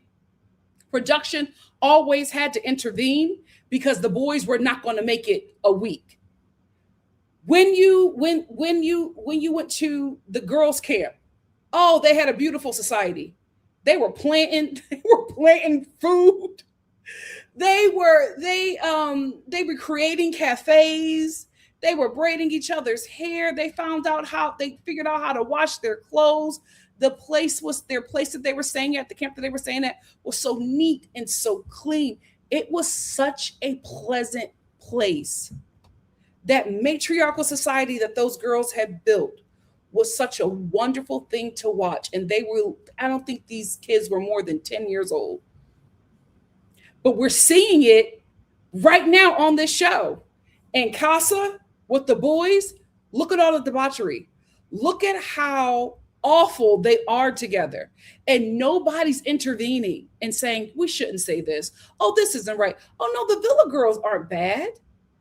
No, nobody's saying it. They're all just stroking each other's ego while they make up lies about the girls and say these awful things.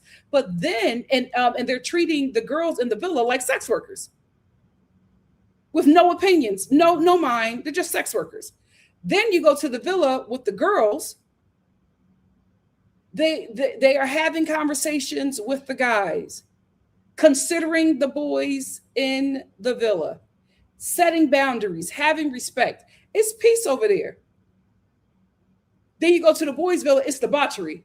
They're getting angrier and angrier as the day go on. Why are y'all so mad? You got what you wanted. You got girls that just are throwing themselves at you. Everything that you said you wanted, you got. Why are you still talking about them girls? And every time you talk about the girls in the villa, you get nastier and nastier. This show shows you how awful patriarchy is for the society. It is a glaring distinction of what a patriarchal society would be and what a matriarchal society would be. We see it right here in both casas. Which one would you want to live in? Hello. Let me get my super chats. I got some more super chats. Thank you. Taisha said, side note, I hate hearing Corbin curse because he's trying to figure it out. He's trying to figure it out. Get that baby a break. He's first gen. He's trying to figure out his identity, his personality. It's going to take him a minute. We'll know who Corbin is by 33. Thank you, Taisha, for the super chat. Hey, Big Erica, Juan, what's up? Thank you for the super chat. Big Erica said, I'm working on an article about how they groom Black athletes as children. Yeah. Send them boys off to them prep schools at least 200 miles away. The mind is a terrible thing to waste. Absolutely. And you know, I didn't learn about this until I watched The Blind Side, which was a horrible movie, by the way. I love Sandra Bullock, but it was a horrible movie. But I didn't know that Black families were sending their Black children. Oh, you didn't know that? I didn't know that. To live with well-off white people who were getting paid by colleges who wanted to groom those boys to go and play at their colleges. I did not know that. I was like, oh, it's giving slavery. It's giving. I did not know that. And I was highly disappointed with the Black parents who will put their Black children in those white homes without any supervision. I know people who work in basketball. I did not know that Black families were sending their children off to live with white people who are getting paid by the school to treat them like a king. So when they go back home to their families that ain't got no money, they feel a certain way. Well, I'm going to say one side of this because I know that you're talking about Love Island. I'm not really not following as to be able to comment about those particular people. What I am going to say for the people who I know.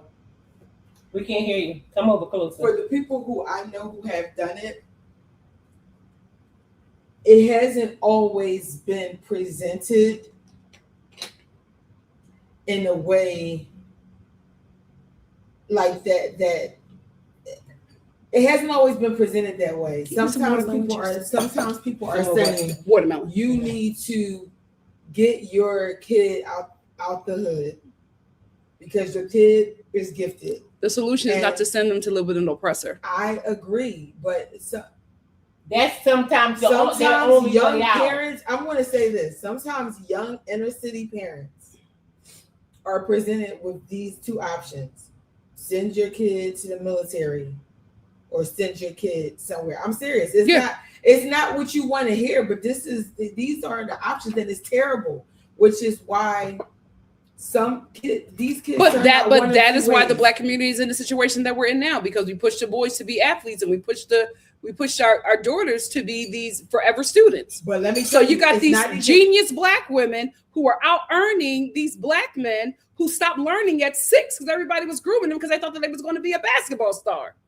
I'm gonna tell you now. Our community is jacked up. I'm gonna tell you now. It's not even just men. It's if they see that a Black girl. They tried to do it to your sister. Yeah. Yes, they did. They tried to do it to Lauren. Yes, they did. But you were an active Black parent, and you said absolutely not. My daughter's going to school. But because that's what I'm trying to get you to see. Not all parents. Yeah, she was a Black hood parent. Not all parents are active. I was Epperty. Mom, we grew up in the hood. It's okay. Not all. I'm not ashamed. I love Philly. Not all Black parents. I wasn't raised in the hood though. Are active. You were. Some people are. My mother raised me in the suburbs. Of what? North Philly? That doesn't exist. You don't know me. Mom. Or my mom. North Philly. It's okay to be from North Philly. What's wrong with that? It's okay. But I'm going to say this, Nikki. What is happening? You are talking about. It's so many views. You know, it's so many views because some of these kids too are making decisions because it is nobody speaking for them, and they looking like, you know what, this is my only way out. to go live in Maine. A child. It's my only way out. It's a shame. Black people, we need more doctors and engineers and lawyers and teachers. We got enough athletes. Let's wrap that up. We need healthy mentorship, and we need involved. And we don't need no more rappers. Active parents. Sometimes when you fending for yourself in these hood streets, this is what you're going to get, because thank you. There is a family. No, because these families enroll and say, "Oh, I will take your kid," because the college is paying them to do so. Absolutely, there's always money involved, and that is how money stays within the white community. That's right, because then they groom these boys to marry their girls. Period. Erica, I cannot wait to read the article. When you finish it, please share it with the Star family. Yes. I will absolutely share it here on my channel. I would love to read that. Thank you so much, Erica, for the super chat. Then we got Joseph. What's up? Joseph lighting me up. I appreciate it, brother. Joseph said, hit the like button, please. Well, for the grooming part, it's hell for my sister. She's with an ex-football soccer player. It's hell. After the white woman, it's hell. Yeah, watermelon, please, and thank you.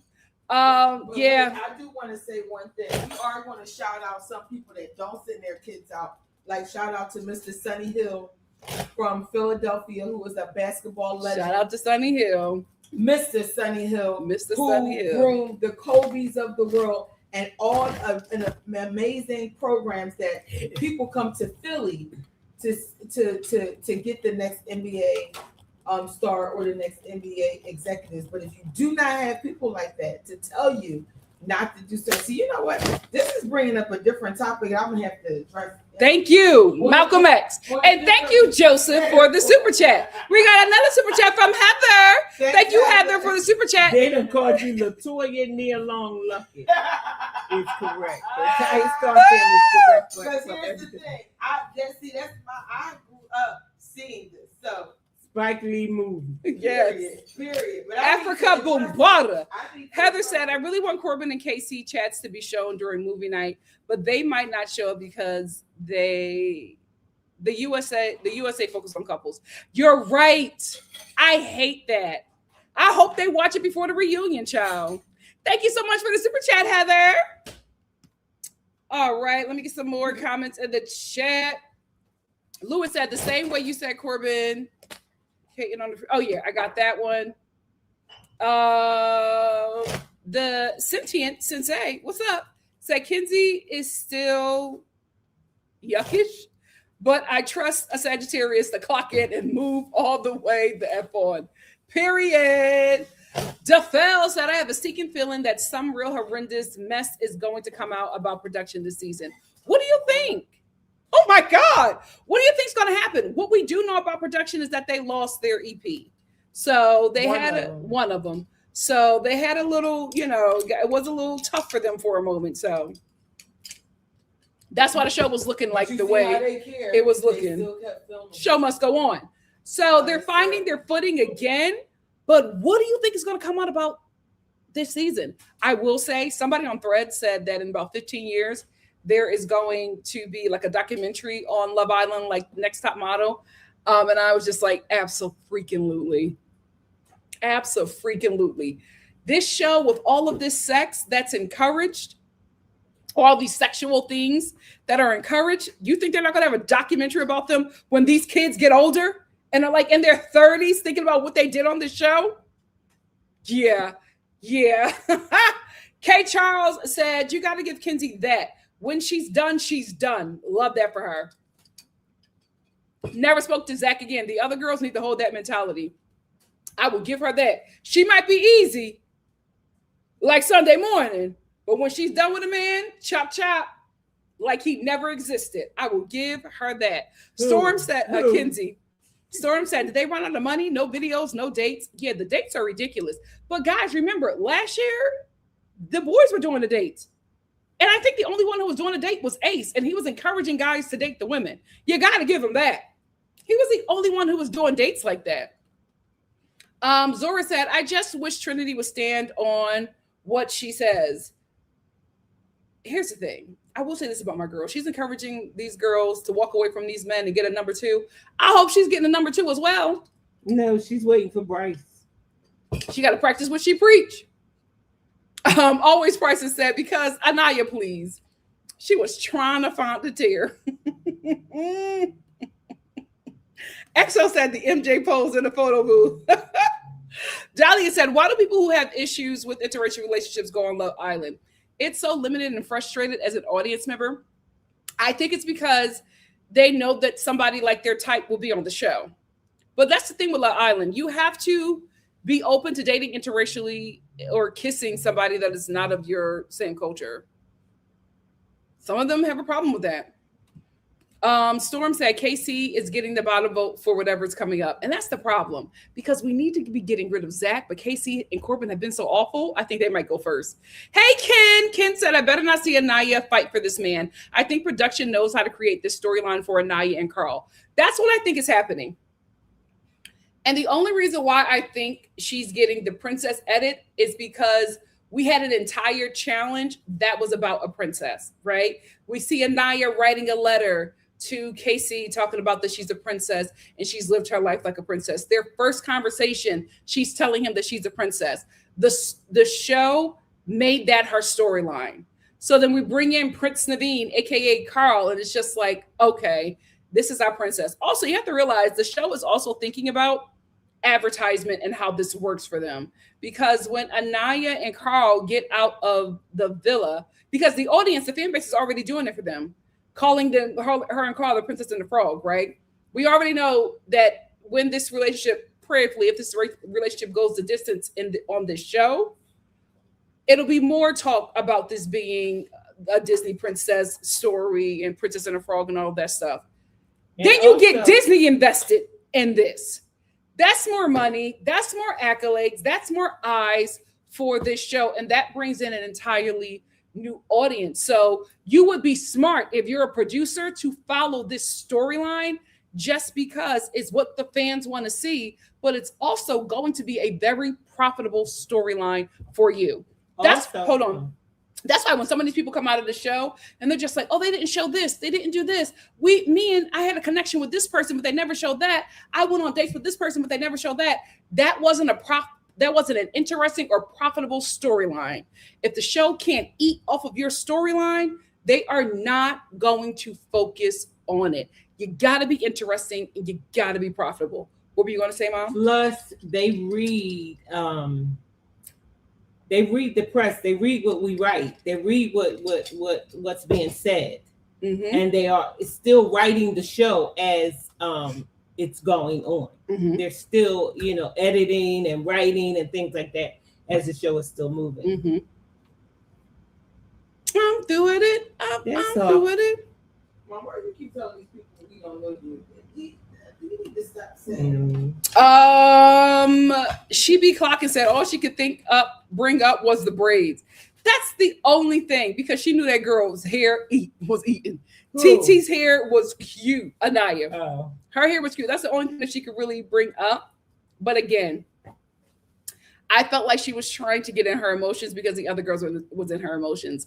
And listen, like in middle school, when one girl is like having a fit about something and the other girls just want to join in just because you see one girl crying and then the other girls start crying, not because they feel some sort of way, but because it's just like, oh, well, I want to get in on this cry fest. That's what you do at that age. I felt like that's what Anaya was doing, because I was just like, Anaya, you don't care. And she worked up some tears. It took her a minute to really start to feel something. And I'm just like, listen, Kata felt something because she fell out as soon as she saw it. The only reason why Melanie's reaction was delayed is because she was taking care of Kata. But Anaya, you saw that picture right off bat. And it took you until you got to the photo booth to shed a tear. You checked out of that boy. And that's okay. We want that for you. Paige says she looked checked out with Carl. It felt like she was trying to convince herself that she really likes him. I wish they gave us more clips of them because I can't really read them. Same. BC Nick said, I think we are confused and Anaya should move on with how she is actually moving. How so? Sweet said, also, we have to remember, Anaya saw a pic, but she hasn't heard all the nasty stuff that Casey has been saying. I think that's what's going to be the deciding factor for her. The reason why I want her to get it now is because if she doesn't bring back Carl, she's going to be vulnerable. And we cannot send her home and Casey is still in that villa. I need her to get it now. Ken said, I think production will force her to recouple with Carl. And then they all come back. She will see how Casey is moving. I hope so too. I hope they do that. K. Charles said, if Carl was a black man, there will be no question for Anaya, but she's trying to work through the mental game of dating a Asian man. It's hard, y'all, especially when you've been dreaming about black love. This is the thing. I absolutely understood Alandria last season, and I understand Anaya this season. Black women are very race loyal. Interracial dating is something we have to be heavily convinced is a good idea. We are very, very cautious of not just the oppressor. Anybody that is not black who was like approaching us, we're just like, what do you want, right? Because we're first of all, we're thinking, yeah, you want something sexual. We already know about the stereotypes, so it's like so much that the guy has to get through to like get to the real layer of us, because we're going to be extremely protective and standoffish for somebody who is not black, because we're not just race loyal, we're extremely cautious with non-black people because of our histories. So the pace that she's moving at, I think makes sense for a girl that dates only black men or dates within her race. I get that. I absolutely understand the apprehension. Janice said, you can't sleep in bed unless it's your couple bed, assigned bed. That makes sense. Okay. Thank you. Carl is not lame, Alex. How is Carl lame? In what way is he lame? Okay, he's not cool like Casey. Casey ain't that cool. But the thing is, black people just have an inherent coolness. It's really hard to mimic that. So let him be cool in his own kind of Asian way. Maria said, if I went to Casa, I'm bringing a man back. I don't care if we have a perfect relationship or not. I don't know why the girls are always clingy and attached. Me either. From what we have been seeing, the guys have not been giving them anything to be like that. Kate, Zach has been so mean to you. Why are you crying over him? It's very weird to me, but I'm like, maybe we are not seeing it. Not maybe.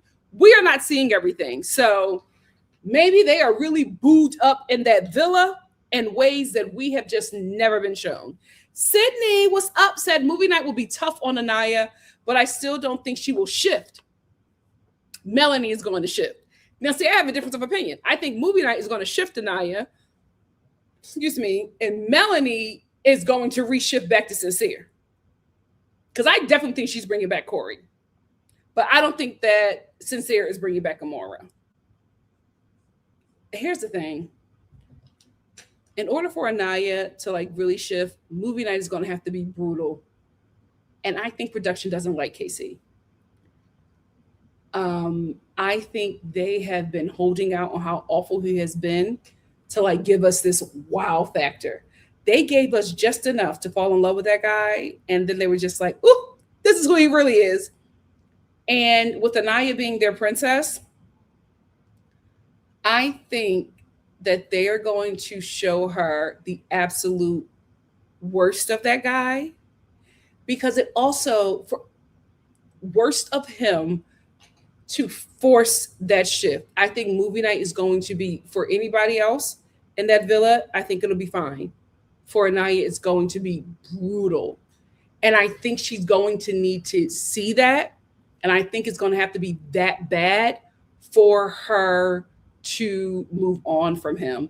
And I think production will do what they have to do, because it doesn't work well for the show if they know that this guy strongly dislikes this girl, but he is convincing her, because she's not singing what the show is singing, but he is convincing her that he's a good guy. And it's going to look like the show is allowing this to happen if she continues to stay in a coupling with him, while we, the audience and the show, get to see how much he hates her. It won't look good for them, because the audience of mainly women will be looking like, why are you showing us this guy lie and mistreat this woman he does not like? Why are y'all keeping him on the show? Why are y'all platforming him? And why do y'all have us tuning into this man harming her? It won't take long before the Black community is just like, why are you showing this? It won't look good for them, and it won't work well for this show. So I think they're going to do their due diligence to make sure that Anaya sees exactly who Casey is. So yes, we all want movie night so the girls can wake up. I gotta be honest, I feel absolutely bad for how horrible this movie night is going to be for Anaya.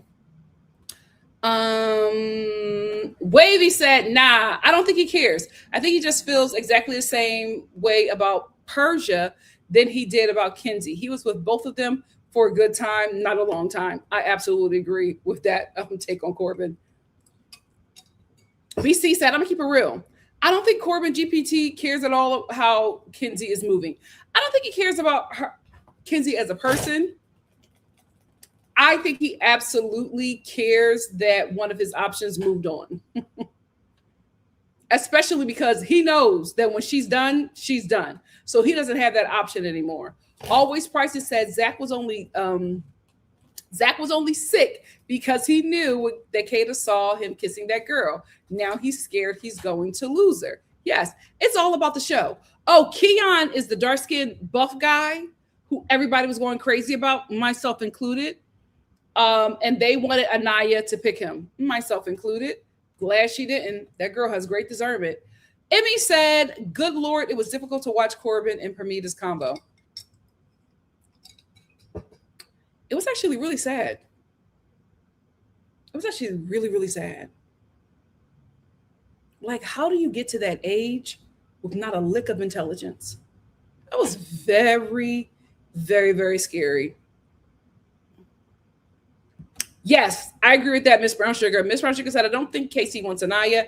He doesn't want her to have any attention from someone else. I can agree with that. I can agree with that. Mary said, because they wanted to humble them. Casey think his stock isn't as high as he thought it was in the villa. Women not standing behind that door messed that boy up. Messed that boy up. Was this his first time being rejected? It wasn't even that big of a deal. Zora said, did you peep Sincere saying that the pic of Mel in the postcard was worse than his one where he was kissing a shirtless Amora? Yeah, because he said, I know that look. I know what that look is. Baby, Melanie is playing. Here's the thing Sincere knows. Melanie will go tit for tat with that boy. Tit for tat. To the point where he will be sick. Sick. He knows who she is. He knows. He knows that she got several tricks up her sleeve. Donnie has said, I'm so unhappy with my community, Black women and Black men. Please, Anaya, choose Carl. I have 2 boys and 1 girl who is my baby.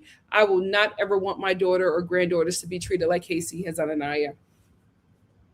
It's bad for him. But he's going to do fine with the red pillars. He's going to do fine with the red pillars.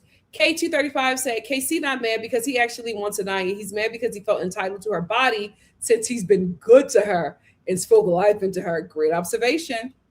Zora said, Trinity said that after Casa. And switch up the next episode. She just be talking. She sure do. But we also have to realize we are getting Trinity's conversations cut up. We don't know what days these are from. Tony said, Kenzie just wanted to get into the sadness, to get in on the sadness. Yes, like Anaya, to get the attention back on her. She didn't care for real, and Trinity clocked it. I love her so much. Trinity was just like, I thought she was done with him. And she's like, yeah, I am, but I did like him at one point. Trinity was like, okay, girl. Okay, girl. Khalil said, I can't wait for KC to see how his ego and brain rot tricked him out of his bag. Guys, Casey was going to win that money. He lost for himself. That boy was going to win. Casey, El Boogie said, Casey is absolutely the kind of guy who wants to humble a woman, aka the worst. Yep. Emmy said, KC said, this is what life is about, making out with all the casa. Then says he isn't happy for Anaya, like boy, bye, get a grip. He's all over the place. He's all over the place because he just can't admit that he was extremely humbled that nobody was at his door. Zora said, does Kata have a sore throat or is her voice naturally? She's naturally hoarse. Unique said, Melanie was like the coach talking to her team in the huddle. She sure was. She said, get up. We are not going to sit here and rot. Those boys are having a good time, and so will we. She be clocking, said, Kata isn't feeling Shay like that, and Mela don't want Corey. I don't think these girls are feeling any of the guys because they attach to the boys in the villa so early. But it's just like, I hope they all bring somebody back because when movie night comes, they're going to need to really clock in on their other options. Yes, Sincere. Thank you for the advice. Devonda said, always princess. Let KFC get his wake-up call. He's too dumb for school and he would fail an open book test. My God, today. Casey has no discernment. This is the first time, I got to be honest with you guys, this is the first time I have seen a Black person have no discernment. I've seen a Black person with little discernment, but Casey has none. He is absent of discernment. That is very, very, very odd and unheard of. Hannah said, he seems nice, so I hope he can really charm Anaya away from KC. Me too. I want him to apply more pressure. It's time. Dahlia said, well, I don't think Casey actually treated Anaya like trash, but he definitely talked trash about her behind her back, which is just as bad as my opinion. I agree.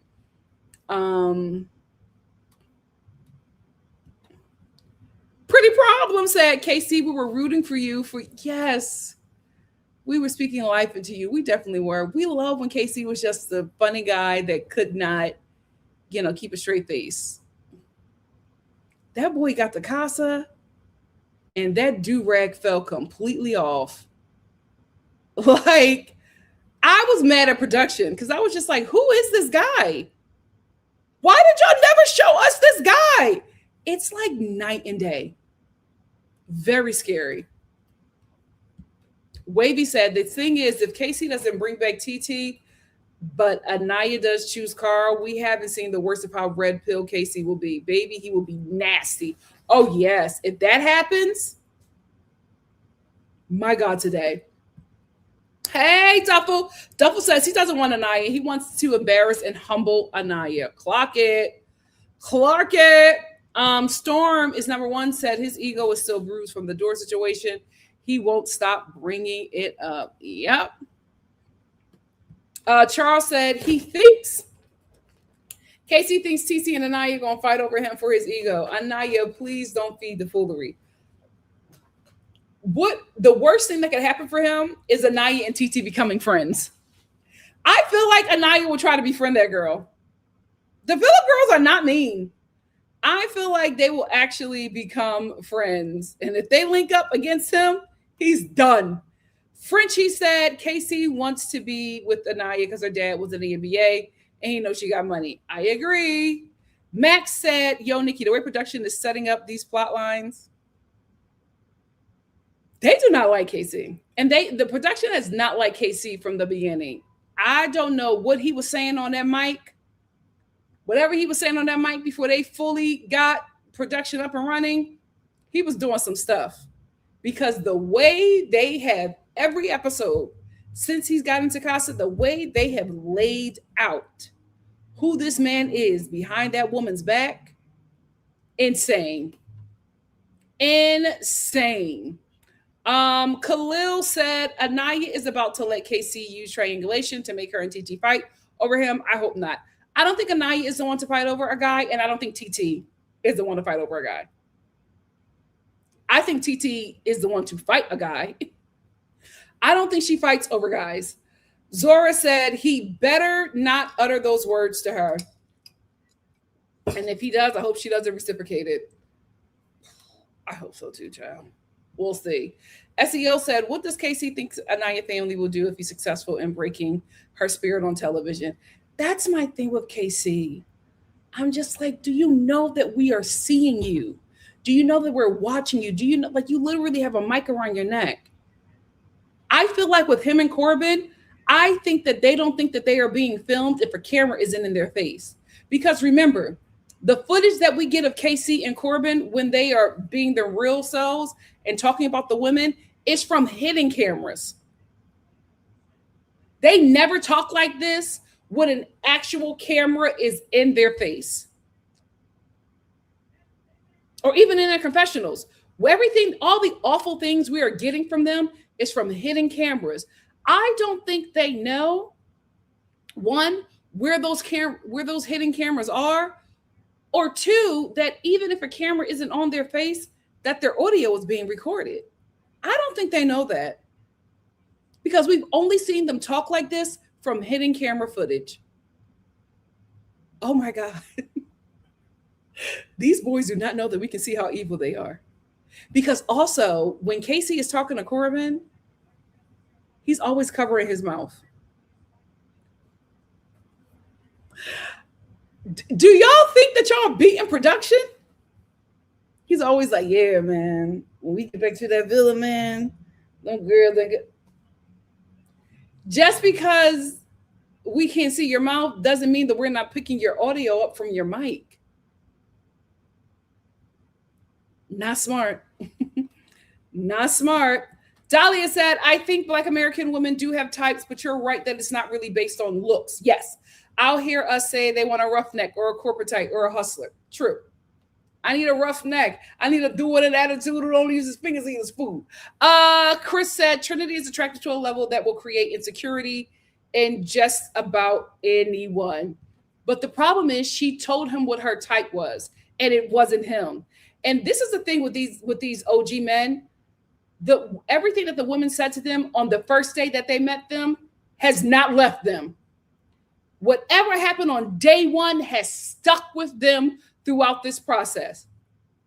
Anaya not being at Casey's door, right? He will not let that go. And I think it's because he said that he had his eye on her.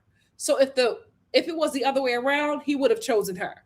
So he feels like she didn't choose him, even though he was going to choose her. So he feels completely rejected by her, even though she has chose him every day after that and constantly tells him and reassures him that he is who she wants to be with.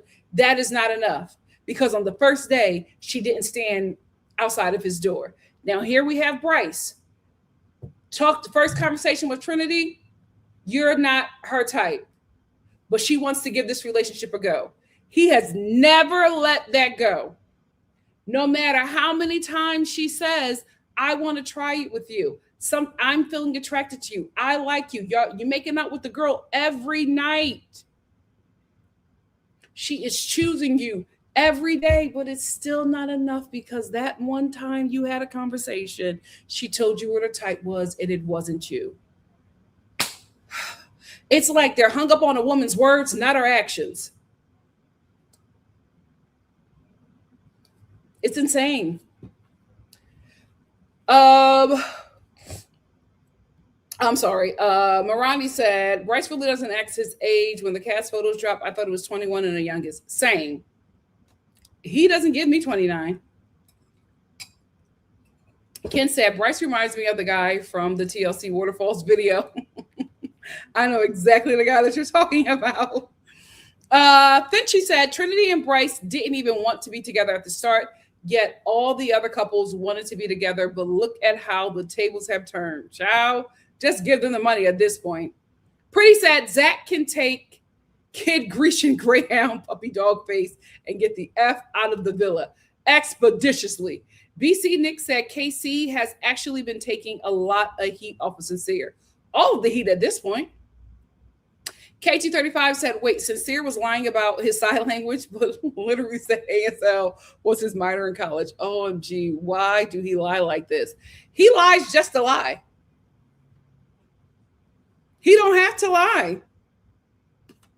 But it's like something in him where he just has, if Corbin, if Sincere doesn't lie, it's like his day isn't fulfilled. It's very odd.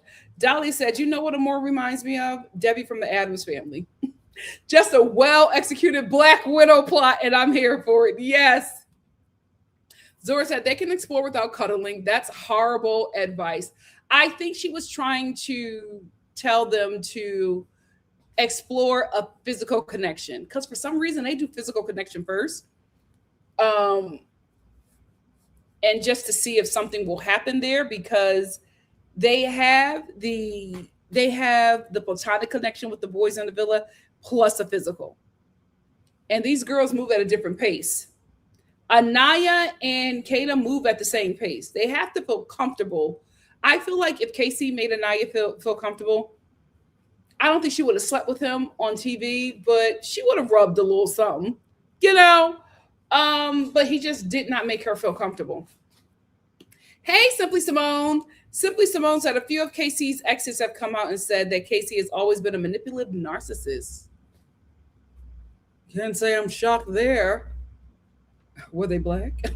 Zora said it definitely was performative. If a man believes that, he shows it. Thank you. He doesn't have to keep mentioning it, especially when she specifically said she isn't insecure about her complexion. Very true.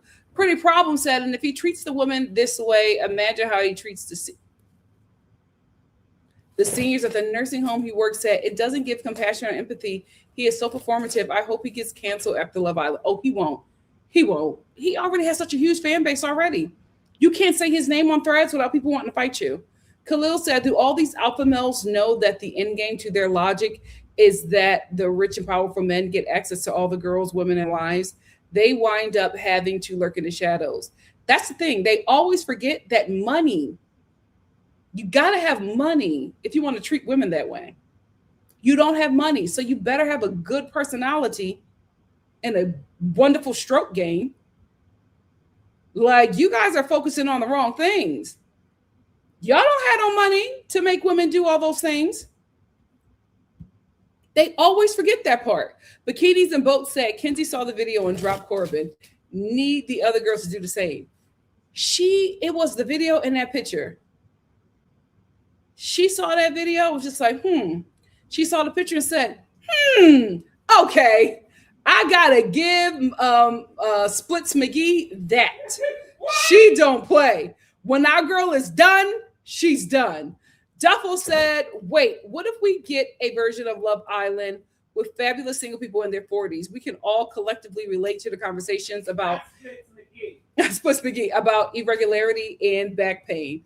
I think it will be great, but I think what will happen is we're going to leave with a lot of late-term pregnancies. Them people are going to get pregnant on that show, and they don't want that. People going to leave that show pregnant with twins. It's just going to be too much. I think we will have successful couples and probably marriages out of that. But I just think it'll get real intense real fast. I'm interested to see it, though. I'm interested to see what something like that would be. But I'm just like, if y'all want people to lock in, them 40 plus people are going to lock in. Y'all won't be able to tempt them. Nuh-uh. They were like, I've been waiting forever for somebody like you. I'm good. I'm locked in. We can lead a show today. Dahlia said, what's wild is that none of these men really belong in the red pill spaces.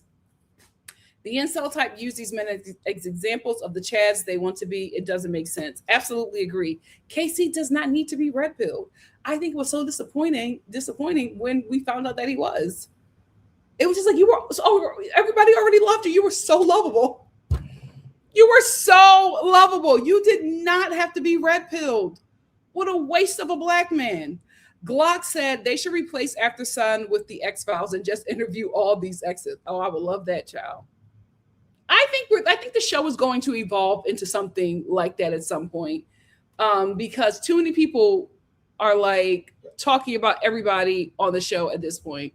The show is becoming so big, we're going to have to do something like that.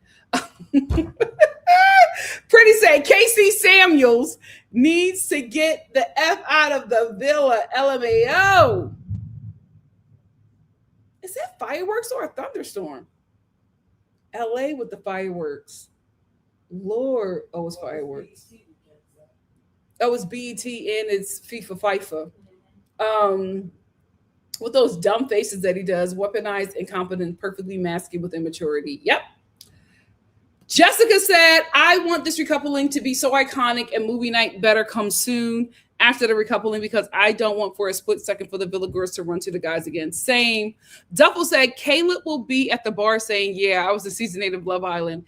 People will be like, no, I saw that season. I don't remember you. I was on that season and I don't remember you. Poor Caleb. Poor Caleb. Here's the thing. Thank God those boys are so awful because Caleb is looking like such a sweetheart. I don't think that we're going to get anything of him because the men on this show were so awful. I don't think if there was anything awful on Caleb, I don't think the show was going to show it because we need a guy to be good. So they're going to give him the Prince edit as well. Hey, Mary. Thank you so much for being here. Naima said, well, you got me there. I got everything up to the research, LMAO. I be Googling the books, academic papers too. I'm sorry. Janelle said, you took me back, Nikki, with the book report. I graduated high school in 2014 and we had to write a capstone before we graduated. Wait, y'all don't do that anymore? I remember before like 12th grade. We had like every year before we left school, it was a huge book report. I remember in the 3rd grade, we had a book report every month. I don't know what it was, but I'm telling you, back in the day, there were 2 things that America was going to make sure that the millennials, because they put so much on us. Shout out to Whitney Houston. That's the reason why so much was put on this generation. She told the world that we were the future, and they said, lock in with them. But it was such a push to make sure that millennials were 2 things. 1, hella educated, and 2, having no desire to be a crackhead. We were reading every freaking day. We were doing book reports every month. And then DARE. We had a DARE assembly every month, or they were showing us a video about 9-year-old crackheads and how they got strung out and now they're dead or prostituted. It was. I don't even know what DARE stood for. No.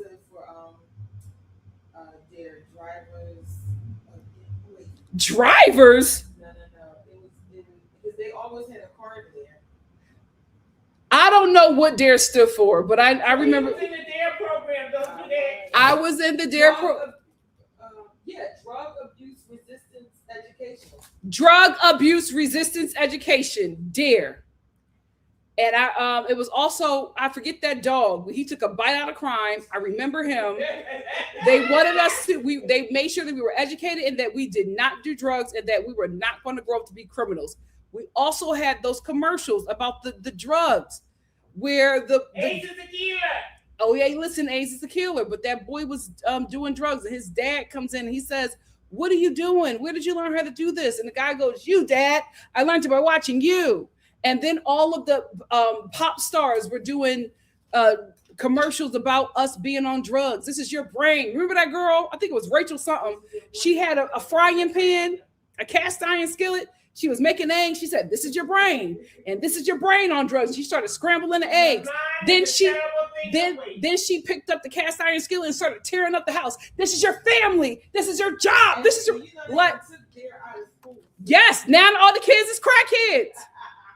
They took DARE out the schools. They don't have them reading. The kids are dumb and they're all on crack. But they make sure millennials, we weren't touching that crack and we were going to read. We had summer reading. Do y'all have summer reading anymore? We had to do a book report as soon as we got to school in September because we had a book that we had to read over the summer. I thought that was so mean. I'm like, what? Summer reading? I'm like, why I got to do a book report? It's the summer. I loved it. But we had to do that. They made sure that we were going to be geniuses. I can't believe they don't make y'all read like they used to make us read. I did book reports every month. And then I rated the Scholastic Book Fair. We were educated, baby. Well, I'm glad Scholastic Book Fair is over because I ain't had no money. But Mom, you did get me my books. You want to buy all of that books and everything. The toy. I would raid the Scholastic Book Fair. I would read all those books in a day, and then I would go to the library and sit in the library all day and just read. What a time. Emmy said, pretty soon they'll forget how to make the sentence because chat people, yep. Guys, I remember like we would get in trouble if we used the internet for anything. You had to, do y'all cite sources anymore? We had to cite sources. Child. We were not going to be dumb and we were not going to be on crack. Hey, Cash or Shay said Corbin said he didn't give a darn about Kenzie and started playing invisible basketball. Sure. You don't care. You don't give a darn. Okay. Why you disassociating? Please. Play with your coochie, not me. Sorry, mama. Mary said Ricky Lake and Jerry Springer walk so Flavor of Love could run. What a show. What a show. That's where the wig pulling started. And that was like our introduction. So sad that Jerry Springer was our introduction into the trans community. Ain't that something? My God, today. Give Me Shelter said a lot of institutions have a plantation build. For example, police department have an overseer and enslaved dynamic. Why do you think Chocolate City has a predominantly white police and personnel? Atlanta, the most surveilled city in the United States. CCTV everywhere. And I don't know if they've done it yet, but they're trying to build the cop city. Jessica said, they deliberately have been systematically disrupting the Black community. That's why we are still at 13% here. Oh, absolutely. They know who we are. We don't know, unfortunately. Kenya said, I think with Anaya, she said that the girl with the braids, because she was identifying her from watching her and Casey on screen. Also, because her hair looked great. I would have said the same thing. I wouldn't have said Fulani braids, but I would say, oh, the girl with the cute hair. Because I know my hair is fuzzy. I haven't been here for 3 weeks. Kenya also said, I'm going to need Bryce to gossip with Trinity about all the foolishness the men were saying and doing in Casa so she can relate to Anaya and the girls. Oh, that's absolutely what's happening. Sincere as well. Oh, Sincere is telling Anaya everything that Casey was doing in that villa. Cat boy. Oh, okay. Said older people wouldn't tolerate a twin bed. Oh, yes. That's another thing. Y'all, first of all, you're not going to have no 40-plus-year-old women sharing a bed with a man she just met. That's not happening. And then half the cast is probably going to have sleep apnea and taking blood pressure medication.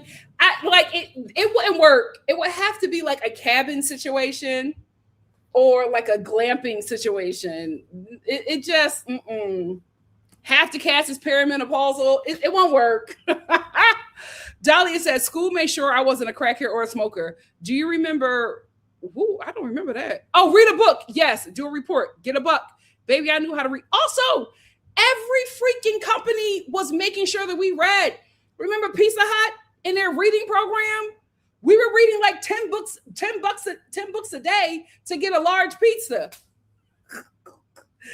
We were educated. I don't know what happened. But America wanted us to be educated for some reason. Yes, McGruff. Thank you, Al Boogie, the crime dog. Take a bite out of crime. Arr! We were educated. We were not criminals, and we were not going to be on crack. I don't know what changed. I don't know. April said, OMG, the commercials with the smoker with the holes in her throat. Yes. I used to be so pretty. Those smoking commercials used to scare. That's why millennials don't smoke. I don't know. You will never catch us vaping. Absolutely not. They always made commercials with some smoker. Oh, remember the one with the lady didn't have her face? Her jaw was gone. You remember that one? And she was like, I lost my family because I smoked 16 packs a day. I could not believe it. They made sure we did not smoke. We didn't. We were not going to smoke. We were not going to do crack. And we were going to read every day. They made sure of that. They said the hell with it with Gen Z. I guess we were too smart and too uncrackheadish. They said we can't control these people. We got to make them dumb and get them hooked on some drugs. Oh my goodness. Y'all got to stand up for them young people. They got to start making them commercials again. They got to start making them commercials. No, DGF. Make them commercials because y'all get too damn smart. DGF said in Black Power 70s Detroit, my first two book reports were on Pele, the black soccer icon, and Cuba, which was a part of the diaspora. I'm from Philly, baby. All of our book reports were on black icons. We were doing book reports on Nat Turner. So y'all should understand why I am the way I am, okay? I went to a predominantly black school with black teachers. They had us read about Nat Turner. Now I'm not thinking about it. Philly is just, ooh, they do whatever they want. Nat Turner, Madam C.J. Walker, Josephine Baker. I'll never forget the book report I had to do on her. Who else? What is his name? Frederick Douglass. Hated him after I had to do the book report on him. Of course, Queen Harriet Tubman. I performed the poem. Harriet Tubman didn't take no stuff. That one at the Black History show that we had every year. We were about it. We were about it. We learned, child. We learned. Also, being from Philly, you learned about the real history, right? I knew about George Washington and the teeth as a child. Ben knew about that. They did not play. Dahlia said, I had a list of books to read for the summer. I didn't mind. I love to read. Listen, I was an avid reader, but when it was the summer, I didn't feel like doing all that. I wanted to read the books that I wanted to read. I wanted to read my babysitter club books. I wanted to read Goosebumps. Okay. I didn't want to read, what was it? 1982. Remember that? I didn't want to read that. I wanted to read what I wanted to read. Don't make me read a book and then I got to do a book report. I used to hate it. I cannot believe this generation does not do book reports. Oh, I hated them so much. You had to do it as soon as you got back to Yep, they did not play. First week of school, that book report was due, and we had to go up and present it. I hate it. I will say I was the best popcorn reader ever. I used to love that. Give me shelter. Remember the diet pill episode Saved by the Bell? I'm telling you, yeah. They used to put a lot of community public service commercial for kids. Now everything is just consumption with no balance. I'm so excited. I'm so excited. I'm so scared. Everybody was talking about that episode. You would have thought that Jesse was hooked on heroin. The way we were all scared. It was like, oh my God, did you see Jessie? Oh my God, she's gonna be doing crack. Like it was, we were terrified watching that episode. Listen, America didn't play with us. I don't know what happened, but they did not play with us. They said, you will not be crackheads. E. for Empathy said, I wanted all them books from the book fair. Parents couldn't say no to books. Yep. When my mom found out that the same books that I could get at the Scholastic Book Fair was at the library, baby, she had me signing out all them books. Nala says, sincere is me. When I meet men, I'm not interested in. I just be telling stories. Sincere lie to lie. He don't have to, but I feel like it's just his thing. He just gotta lie. I feel like at this point, he doesn't even know that he's lying. Simone says, Scholastic Book Fair was my shopping spree. Now these kids barely go to the bookstore. What a time. What a time. And when I got older, I was at Barnes and Nobles, getting a hot chocolate and just going through all them books and magazines. That's where, because my mom wouldn't let me get a subscription of Teen Vogue, but that's where I would go and read Teen Vogue. Barnes and Nobles with a hot chocolate in Mount Airy. Those were the days.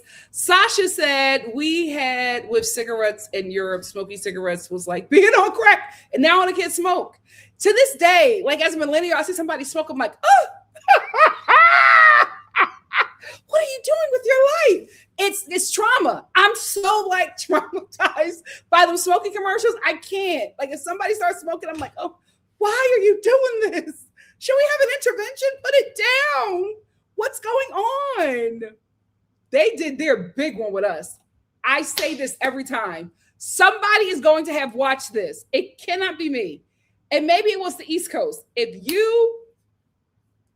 you had a DARE program at your school back in the day, do y'all remember having everybody at the school huddle into the auditorium? And not only did they have a presentation from DARE and the local police chief, they also played a movie. And it was about these kids. That's when weed was bad.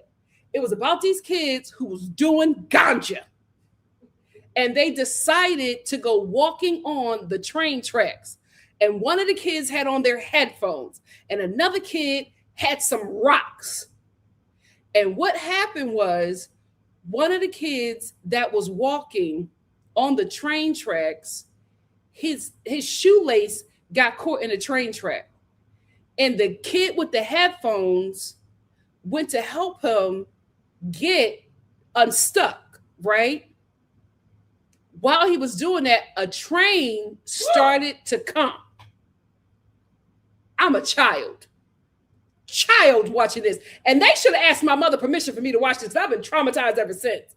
The train is starting to come. The kid is leaning down. The kid with the headphones is leaning down, trying to get the kid unstuck. While he leans down, didn't notice at the time, the frequency from the headphones attached itself to the train tracks and electrocuted him. We saw him die. While he lay down and died, the kid who was throwing the rocks saw the train coming and threw the rocks at the train. The rock ricocheted and shot him clean through the brain, and he lay down and died. While he's laying down and dying, the kid still got his shoelace stuck in the train track, and he's screaming like, ah, ah, ah, ah. We never see the train hit him, but all of a sudden the screen goes black. And these orange grizzly letters comes up, don't do drugs. Baby, that was the most effective movie I have ever in my life seen. I remember we were all crying. We were all crying because we just watched 3 kids die. Let me tell you something. The early 90s and the early 2000s, they did whatever they want. They did whatever they want. I should have never watched that. I should have never watched that movie. But I remember don't do drugs and orange letters came up.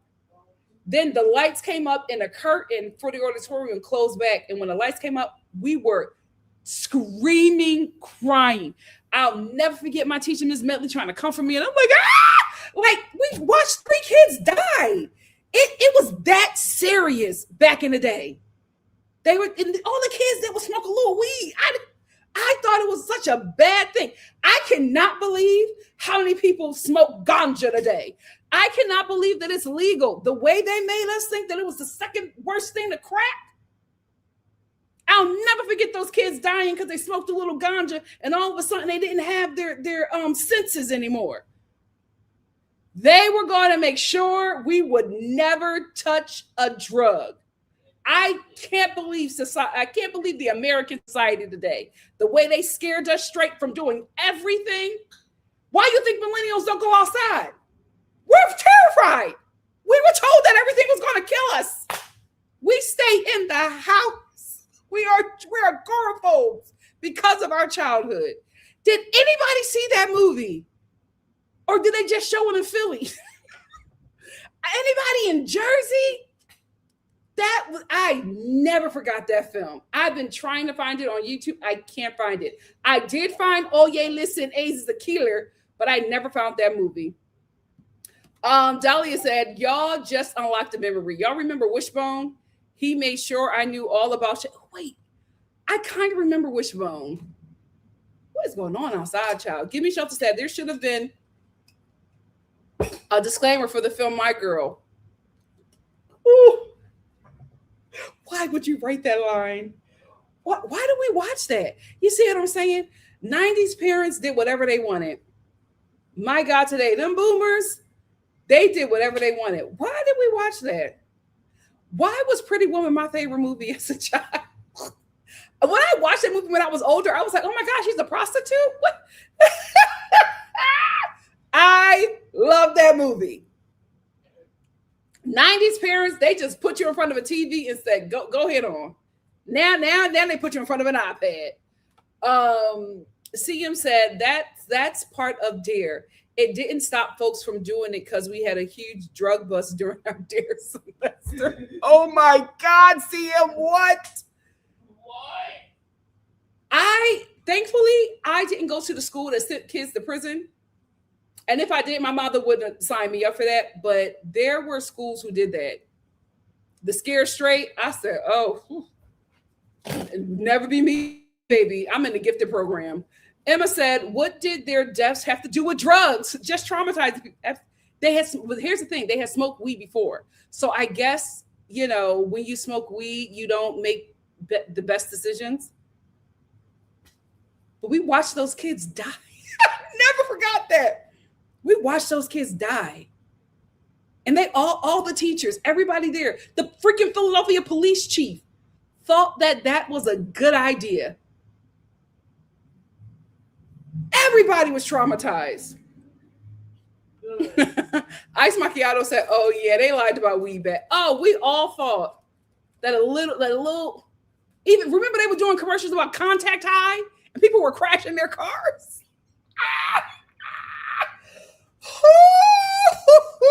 America is hilarious. When you get past the racism and oppression, it's a hilarious place to live. Really, really, really is. Yes, Unique said, remember when weed was a gateway drug? And remember the commercials where they started off smoking weed and then the next thing you know, they were shooting up behind a trash can. Yes. Give Me Shelter said, I think they just showed that film in Philly. Maybe it was just us. CM said, bruh, my girl, Clueless, Milk Bunny, Blank Checks. Our movie was wild. Absolutely. Big. He had sex with an adult woman. Howard the Duck was about bestiality. You know what? And we were watching all of that. Maureen said even animations were so much better those days. Yeah, but they were also very forward. Watching Animaniacs today as an adult, the innuendos, Ren and Stimpy, should have been watching that. Joyce said Captain Planet, though, he told me about the importance of recycling. Smokey the Bear, yes, only you can prevent forest fires. Said only you can. Yep. I will say that we did have some good ones. Captain Planet was great. Captain Planet, he's my hero. Gonna take pollution down to zero. See, we did have some good stuff. Now, he did start my recycling addiction. So I will give it to Captain Planet. She-Ra, my first introductions to a lesbian on TV. He-Man, first introductions to a gay man on TV. Like what was he? Heavens to Murgatroyd. Him. We had gay characters. We had gay characters. Heavens to Murgatroyd. What was his name? Heavens to Murgatroyd. What was his name? We had a lot of gay characters in film and TV back then. And nobody knew they was gay. It was Yogi the Bear series. Snagglepuss. Of course. My favorite movie character as a child, Hollywood Montrose. Doesn't it just sing? Like, we were very progressive in a lot of ways. I don't know what happened. Oh my God. Yes. Why would you bring that up, Devonda? Devonda said, man, I cried when Littlefoot mom died in Land Before Time. Oh, Lion King. Get up. Papa, get up. Never forgot that. Cindy said, Nikki, I graduated in 84 and my high school was an open campus and we were allowed to smoke. How times have changed. DGF said, my mother brought me Elvis, What Happened, where his boys discussed his habits in Helter Skelter about the mansion unaliving. I was like 12, but I was a ferocious reader. Listen, they were going to make, parents back in the day, they were going to make sure that we knew everything. Like, there was nothing that they kept from us. They probably should have. Dahlia said, remember when The Traffic was the movie, every dramatic movie was set in Mexico with the yellow filter. Now it's set in Iraq with the brown filter. CM said, y'all remember them Lifetime movies? Child, those things had me not taking junk because I'm not ending up in nobody's basement or hitting a relationship. Listen to the thing. All them Lifetime movies always had cheerleaders either being beat by their abusive boyfriends or killing the popular girl in school. Like, back in the day, they had an obsession with cheerleaders. All of those Lifetime movies, my daughter killed the cheerleader. My daughter got beat up by the jock. My daughter, the cheerleader with an eating disorder. Everything was about cheerleaders. What? Why? Give Me Shelter said, I took my kids to see the fun film Tilted Bridge to Terabitha. We were both crying hard. I mean, we were devastated. Here's the thing about the Bridge to Terabitha. It started off like a regular movie. Then out of nowhere, the girl died. It's like, oh. And we watched her die. I was like, wait a minute. We shouldn't, what? Yo, market this as a kid's film. Kay Charles said, Dear was on one, but Mothers Against Yes, Mothers Against Drug Driving. They didn't play about their message. All them horrible stories about people's bodies being ripped apart. Baby, they would come to the school and they would hold up pictures of their children that were killed by drunk drivers. This is my son, Alex. He would have been 16 today. Oh, we are not even old enough to drink. Why are y'all telling us this? And they would give us these monologues about how they lost their children. They would be crying. Ooh, back in the day was a weird. How can you, like, unless you've lived through this, it does not make sense. It does not make sense. WNC said they had us all in the auditorium. Listen, back in the day, if you were being pushed into the auditorium, you knew you were about to experience some trauma collectively. Sitting crisscross applesauce, watching those Dare specials back to school, silence. I don't remember anyone giggling. I don't remember talking afterwards. No. Nope. And then they send you to lunch. Depressed. Dahlia said animations were better because Disney hadn't brought everything up. Yep. DreamWorks was putting a hurting on them. I miss DreamWorks before Disney. Made Disney really try. Shout out to Prince of Egypt. Yep. Power Rangers, Saber-Tooth Tiger, Pterodactyl. What a time. When you watch it now as an adult, it's bestiality. Bestiality. Why is that duck banging every woman on it? But we loved it. We absolutely loved it. CM said because they were supposed to show it can happen to anyone. Yep. Joyce said American Girl books taught me about the history. Addie Walker was my hero. Yes, I think in a live a few days ago, I talked about how I learned about slavery through Addie. I'll never forget when Massa made her eat the tobacco worms because she wasn't picking the tobacco fast enough. A child. Did they change her stories up? Because her stories were brutal. I had the Addie down, and I had her the biscuits that her mom made and wrapped them up in that scarf. And she took them, and that's what they ate when they were fleeing, when they fled the plantation. Oh, her stories were brutal. Jessica said, I'm a geriatric Gen Z, and going through school, they made me terrified of drugs, smoking, sex, bullying.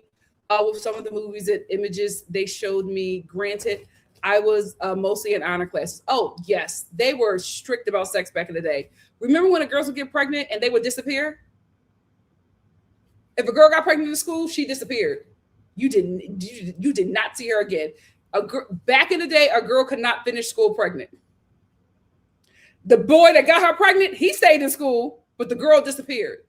They took them out of school, and some would go to a special school for pregnant girls. I guess they thought if she was allowed to be pregnant around everybody else in the school, that it would like catch on like the flu. I don't know, but she would disappear every time. Never see that girl again. And then the next time you see her, you're in Pathmark with your mom and she's holding a newborn. Child. Dahlia said, all the 2000 movies had me thinking I was really fat. I was a size 8. Thanks, Bridget Jones' Diary. And all the 2000 movies had you thinking that a girl was ugly if she wore glasses, and all she had to do was take the glasses off and she was instantly hot. Everybody with glasses now. Yep, everybody. And people are now wearing glasses to be attractive. Back in the day, if you wore those glasses, it meant that you were ugly. You had to take them off to be attractive. April said, y'all remember the pregnancy pact and the anti-pregnancy media, 16 and pregnant? Now people are upset millennials aren't having kids. The propaganda was too good. 16 and pregnant worked on all of us. I said, oh, this is terrible. This is terrible. Ephraim said, Mothers Against Drunk Drivers are why I hate being in cars today. Mothers Against Drunk Driving, Dear, McGruff. What was those movies? Remember all of those movies that like show people dying in like the most craziest ways? And that's why millennials do not drive behind a truck that has those barrels on them. The media back then was powerful. If I see a truck with them barrels, I'm getting out of that lane. I've learned. Simone said, also, I noticed how Lifetime had so many films about white women stealing babies. Yes, I had no idea they were true stories. The tip of the memory title card. Yes, it was. They always made movies about cheerleaders and some cheerleaders doing something. White women stealing women's babies and stepfathers beating and killing the family. There were so many evil stepdad movies on Lifetime. Joyce said, don't forget about the seatbelt commercials. Yes, the crash dummies save lives. Can I tell you, my sister, she's a baby millennial. It's like such a difference because she doesn't know about the crash test dummies. So I have to like force her to wear a seatbelt. It's not her thing. She's just like, the car will be beeping. I'm like, put the seatbelt on. She's like, oh, okay. The car will never have to beep for me. Before I'm like properly in my seat, I'm conditioning, man. Conditioning. Jennifer said, why was I 6 years old watching the footage of people falling out of the building? Watched it in school. Had it playing before the teachers realized they shouldn't be watching this.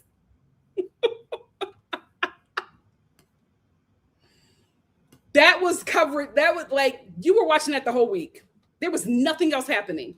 Unique said, I had driver's ed, and the picture of the real accidents that they showed us will have me traumatized to this day. Yes.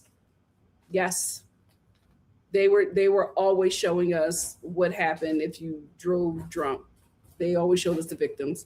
We all saw that guy in the car. That white dude with the mustache whose body was pulverized in that car because he was hit by a drunk truck driver. Everybody, he's embedded in our minds. We will never forget him. And they showed us that to teach us a lesson. CM said, school during millennial times sound like a fever dream. None of my students believed. Yeah. The stuff that was allowed. We watched Schindler's List. Children. I will never forget when we all watched the girl in the pink coat and then they recovered her body from that oven. The way we travailed. We were we were so heartbroken. I will never forget my teacher, Mr. Cohen. He had to pause the movie, and then he did this whole story about how that was his grandparents experienced that, and we were like, "This is real, God!" We were like, "This happened for real." So when he let us know that it was like this really happened, everybody started crying all over again. And now I'm thinking about it. I'm like, you should have asked our parents permission before you just rolled in. Because here's the thing. Back in the day when they would roll that TV in, we knew that our teacher probably didn't feel like teaching. We were going to watch some fun movie, Ferris Bueller's Day Off. He put on Schindler's List. We were traumatized. I never forgot that girl in the pink coat. And I've watched Schindler's List one time. That was enough for me. Yeah, I watched it one time too. One and done. I never forgot that baby in the pink coat. And then when he told us it was real, this really happened. What a day. K. Charles said, baby, I would be sick to my stomach with grief after watching them presentations. Didn't even touch my Lunchables. Thank you. Why did they send us to lunch after all of that stuff? Nobody wants to eat. Nobody wants to have recess. I want to go home to my mother. I should have told her what you guys had me watching. In the springtime said we were really well read and could fight Power Rangers, Turtles, Karate Kids. We had so much stuff for us back in the day. It was a traumatizing time, but we were spoiled a bit. Amor said, I'm all the way in the beginning, point blank. Everyone knows when you have money, some women will allow certain things to happen. So these guys can be stupid, but this is just for entertainment. Facts are facts. DGF said, I shared a pic of my third grade class on Michael Eric Dyson's Insta feed, and someone commented that it was like an elementary HBCU. I felt sad that she couldn't experience that. Yeah. It was, listen, millennial childhood was real black. K. Charles said, yes, the special school for pregnant girls. You could have swore they were spreading COVID. Yep. And it was all like rumors. You didn't really know, but you just knew if a girl disappeared from school, she was pregnant. She was pregnant. Yes, they had special school for pregnant girls back in the day. Yep. Dahlia said, our district had a special school for pregnant girls. I knew one of them and she was married to a... Oh, Lord. Janelle said, if anything, it would make me scared to be a teen mom. They were all going through it. Yep. And them boys did not want them. As soon as the baby came, they were done. El Boogie said, crazy thing is, Howard the Duck was never a kid's movie. Had no business watching it in the first place. Well, remember, that's back in the day when we had like regular TV. So movies were playing all the time. So you could just watch anything. My favorite show was The Honeymooners. Shout out to Nick at Night. Like there was all kinds of TV coming on, all kinds of movies and TV shows coming on at any time of the night. So we had a plethora of stuff to watch. Like I didn't know that Bruce Lee was dead when I was watching his movies. I didn't know the whole cast of The Honeymooners were dead. When I found that out, I was devastated. It was my favorite show. I thought I was going to meet them people one day. My mom was like, well, this was filmed in the 50s. These people were old then. They're not alive. But we just had so much to watch. EDM said, Dear Zachary, a letter to a son about his father is a documentary about a white woman stealing a baby. Amazing film. So many tears. Brilliant film editing. That you mentioning that movie just made me think of The Mask with Cher and Eric Stoltz. My God, today. Trauma. Final Destination. Thank you, CM. Final Destination is why I'm not getting behind logs or trucks and I'm not getting on carnival rides. Yep. And I am not wearing any metal in a hospital. Child, when they start them radiation machines, DGF said, remember the episode of King of Queens when Doug was mad that Carrie wore a bun to his high school reunion? Looked like a librarian. That was a good show. Streaming really ruined TV. Streaming really ruined TV. Sapphire said, OMG, yes, I'm not a millennial, but even I know better than to not wear a seatbelt. And I always have the same problem with my younger siblings. It's like they feel like it's an option. I'm like, no, it's not an option. You have to do it. Johnny said, I felt so bad for Kata and Melanie crying. I believe Anaya was hurt, but she was trying to act like the card faced her. That's how I felt. Kenzie followed her to ask if she was all right, and she said, I am strong. Yeah, I feel like it didn't hurt her as much, and I think she's just going through the motions because I think she's finally pulling away from that guy, but we'll see. Betty said, mind you, since the 1970 seatbelt safety collision test was tested, crash test dummies that were male formed until 2003, I think. That's when they finally used the female form. Yes. But men were always the default of everything. Still are, mostly to this day. K. Charles said, the boy in the striped pajamas, please. Oh my Lord, forever scarred by that movie. That's the type you can only watch once. Yeah. One and done. One and done. Joyce said, best day in class was when they rolled in the TV. You had a movie day until you realized they were about to play a sad movie. Yep. Give Me Shelter said, I just started to think about how much times have changed. We were the generation who got on our parents about stigmatizing people with AIDS, HIV, and now half of our parents, grandparents, anti-vaxxers. Times has definitely changed. Our childhood was really progressive. Hello, Archie Bunker.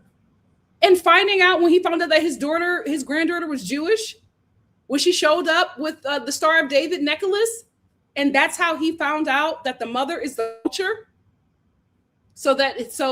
Even though he wasn't Jewish, even though Meathead wasn't Jewish, his granddaughter was Jewish because of the mother. Very informative. It was a big deal. And when Sammy Davis Jr. kissed him on the cheek, hello. We had very progressive TV back then. Very progressive TV then. And remember, we would have all those characters on those shows who would have AIDS, and they would teach us about the gay community and the AIDS epidemic. We were very progressive. I hate how much we have regressed as a nation. Sasha said our English teachers would put the TV show about interventions. We were 11. Y'all watch Intervention? Absolutely not. Now that I would have to tell my mom.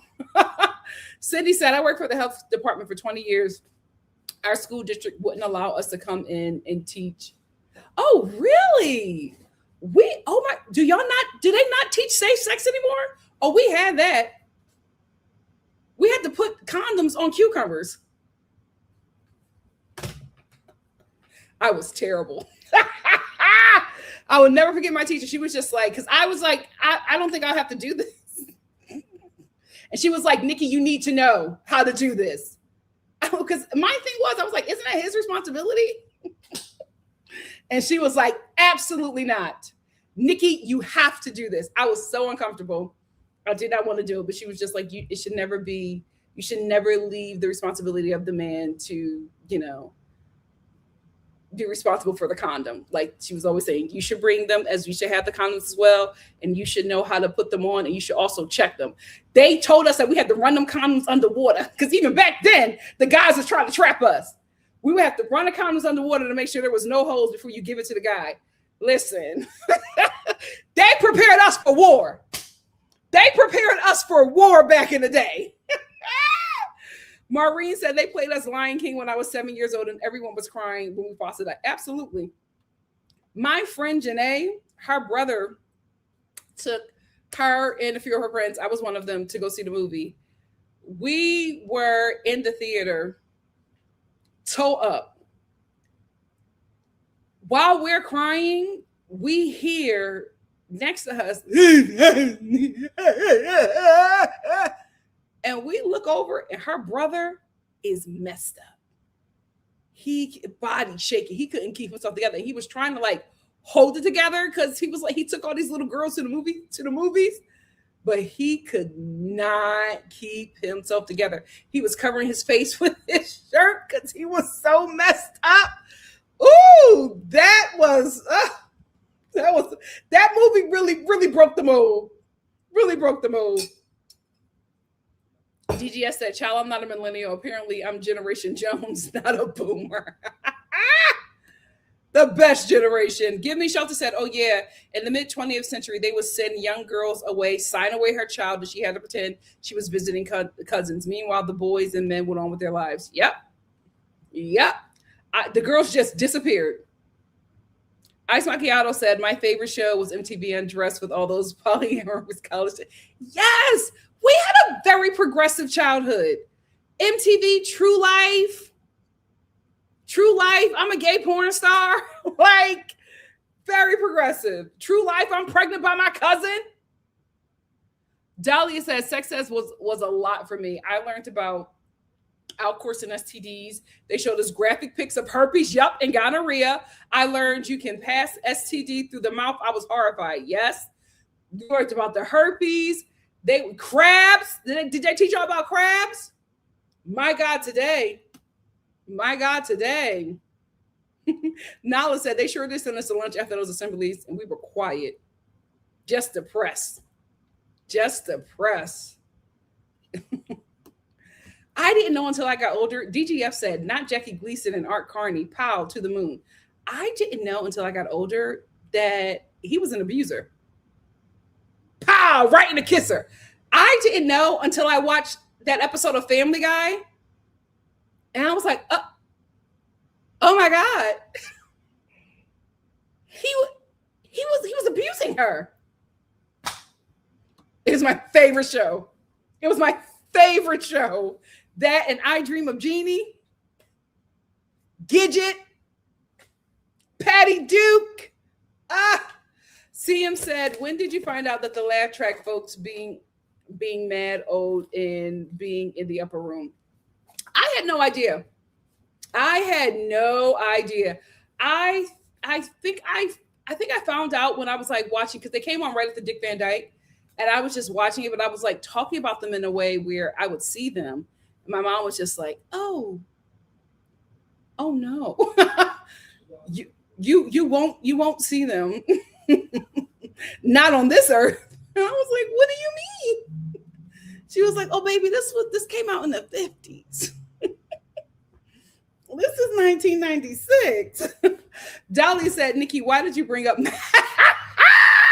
that mask? That movie makes you so sad." Sharon acted there AR.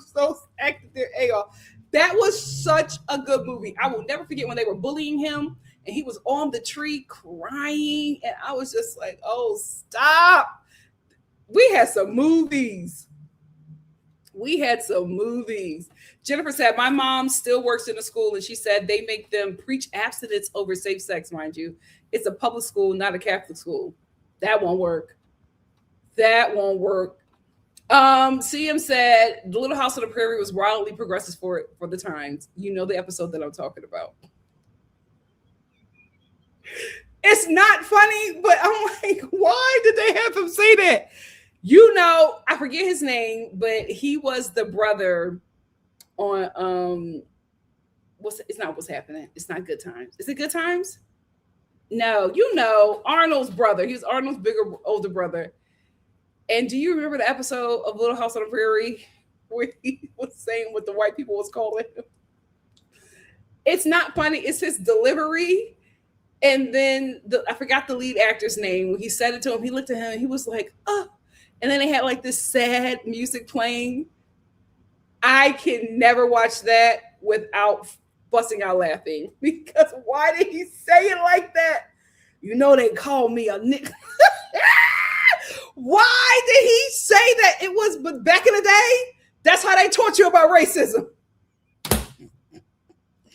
Right in your face. I learned about anti-Semitism back in the day when there was a season where all of the shows had like teenage boys and white boys, you know, drawing swastikas on lockers. Like back in the day, we knew.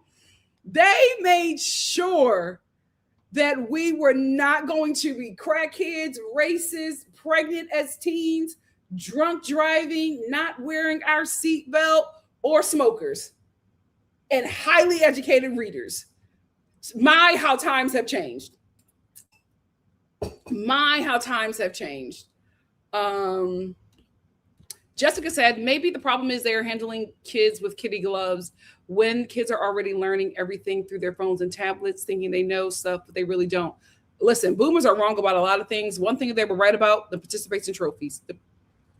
They said you cannot make everybody think that they're a winner. Somebody got to lose. They ate that. They was not wrong about that. Now that everybody is getting a trophy, now that everybody is a winner, nobody knows what it feels like to lose. Nobody knows what it's like to rise to the occasion. If you don't get it this time, you got to go back to the drawing board, fix some things to come back.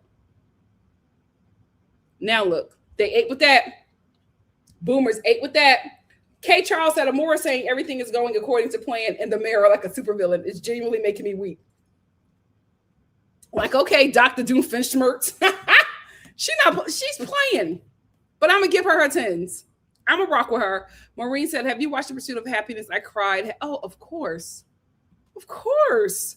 Definite tearjerker. CM says, sex ed, it isn't like it used to be. Even in the late 90s or early 2000s, we were putting condoms on. I also was in high Southern poverty. Wait, y'all were or weren't doing that? Because we all had to do that. And we all cringed. Everybody hated it, even the boys.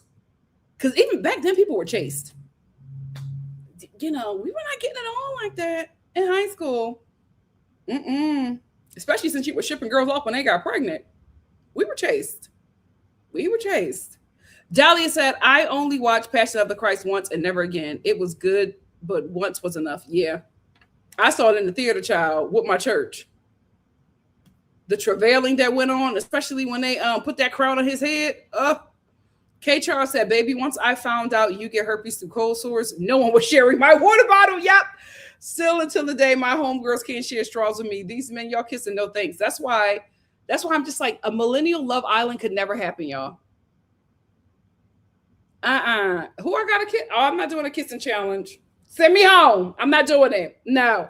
They could never convince some people to do that stuff. Sasha said, my uncle brought us to the theater to watch Precious talking about the actress in Senegalese. We just cried the whole movie. My uncle just went silent for days. That man was traumatized. See? But see, that's why we have to like really let Black people know what they're, supporting. Because I remember when it was a big push for all Black people to go and support and watch Precious, and everybody went, not knowing what that movie was about. The way we were gagged. K. Charles says, someone on Twitter says, sincere, no sign language. He lying to everyone, even the dead. There's no end to his game. He is such a liar. He lies for no reason. He just does it because he's used to doing it. Unique said, y'all got me thinking about the episode of Touched by an Angel where she turns into a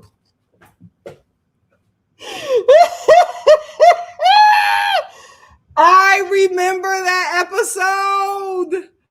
Oh, Lord. Watching Touched by an Angel today is absolutely cringe. Absolutely cringe. Sasha said, I love that even... Yeah, they both are, I think. Sasha said, I love that even the comedy show had a serious episode about sex, drugs, and school shootings. Yes. Columbine changed that.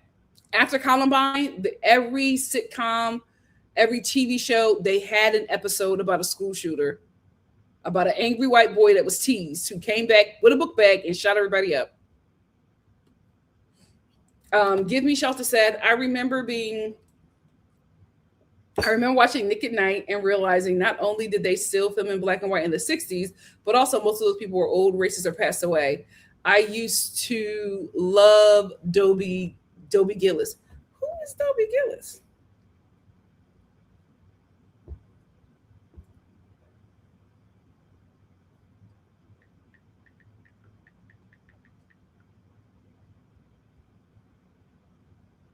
Child, not Danny.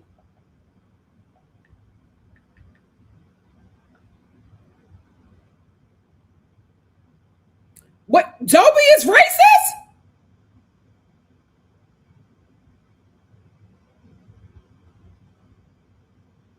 What? I did not know that. What? Dobie is racist? Give me shelter that the whole administration is filled with participation trophy winners, honestly. Yep. Dahlia said, man, I miss after school specials and special episodes for big deal topics like bullying and drugs, eating disorders. They were so corny and so good. Yep. Yep. Give Me Shelter said, I was so mad at these Bible thumpers in my family who didn't tell me The Passion of the Christ was a horror movie. The little and the big demon duo had me shook. I needed to prepare for the horror. Yeah, it was very gruesome. I remember it was one scene where they were whipping him, and the whip got caught in his flesh, and the chunk of his flesh got. I said, oh, "Okay, thank you, one and done, one and done." Oh yes, I'm so busy reminiscing. I forget to tell you guys to like the live. Efernity said, "Thank you all for remembering to like the live, y'all. This is such a key. It really, really is." We've been here for 3 hours. It has not felt like it. I have enjoyed every moment with you guys. Dahlia said, y'all remember when Ice Cube produced a show where the black and white family switch races? Yeah. So much stuff could not happen today, man. CM said, I remember Degrassi, the new generation, and watch reruns of Degrassi Jr. Hi. You want to see some crazy teen pregnancy? Look at Spike and Nelson. Woo! Those shows were crazy, but they couldn't be made today. Euphoria is the closest we will ever get to those shows. K. Charles said, wait, you remember that bullying anti-racism commercial Facebook video? The racist white men, the black men kidnapped, tattooed his whole body black. I do not remember that. Give Me Shelter said, I don't know if Dobie Gillis is racist. I'm just saying, oh, because I was like, I don't remember that. I knew about Archie Bunker. K. Charles said, Nikki, I'd just like to say thank you for these lives. So entertaining. Have you watched oh, no, I haven't. I have not. But I'm catching up on Atlanta and Real Housewives tomorrow. So I'm going to do like a mega episode for both, but not together because it's going to be so much to get through. So I'll do those tomorrow. And then right after, I'll do Love Island. But let me get out of here, child. I've had so much fun with you guys. I love when we start reminiscing. That's why I let you guys know. In the beginning, I do my live review. And after that, we'll talk about the show, but we'll get into something else. We will get into something else, but we'll have a good time.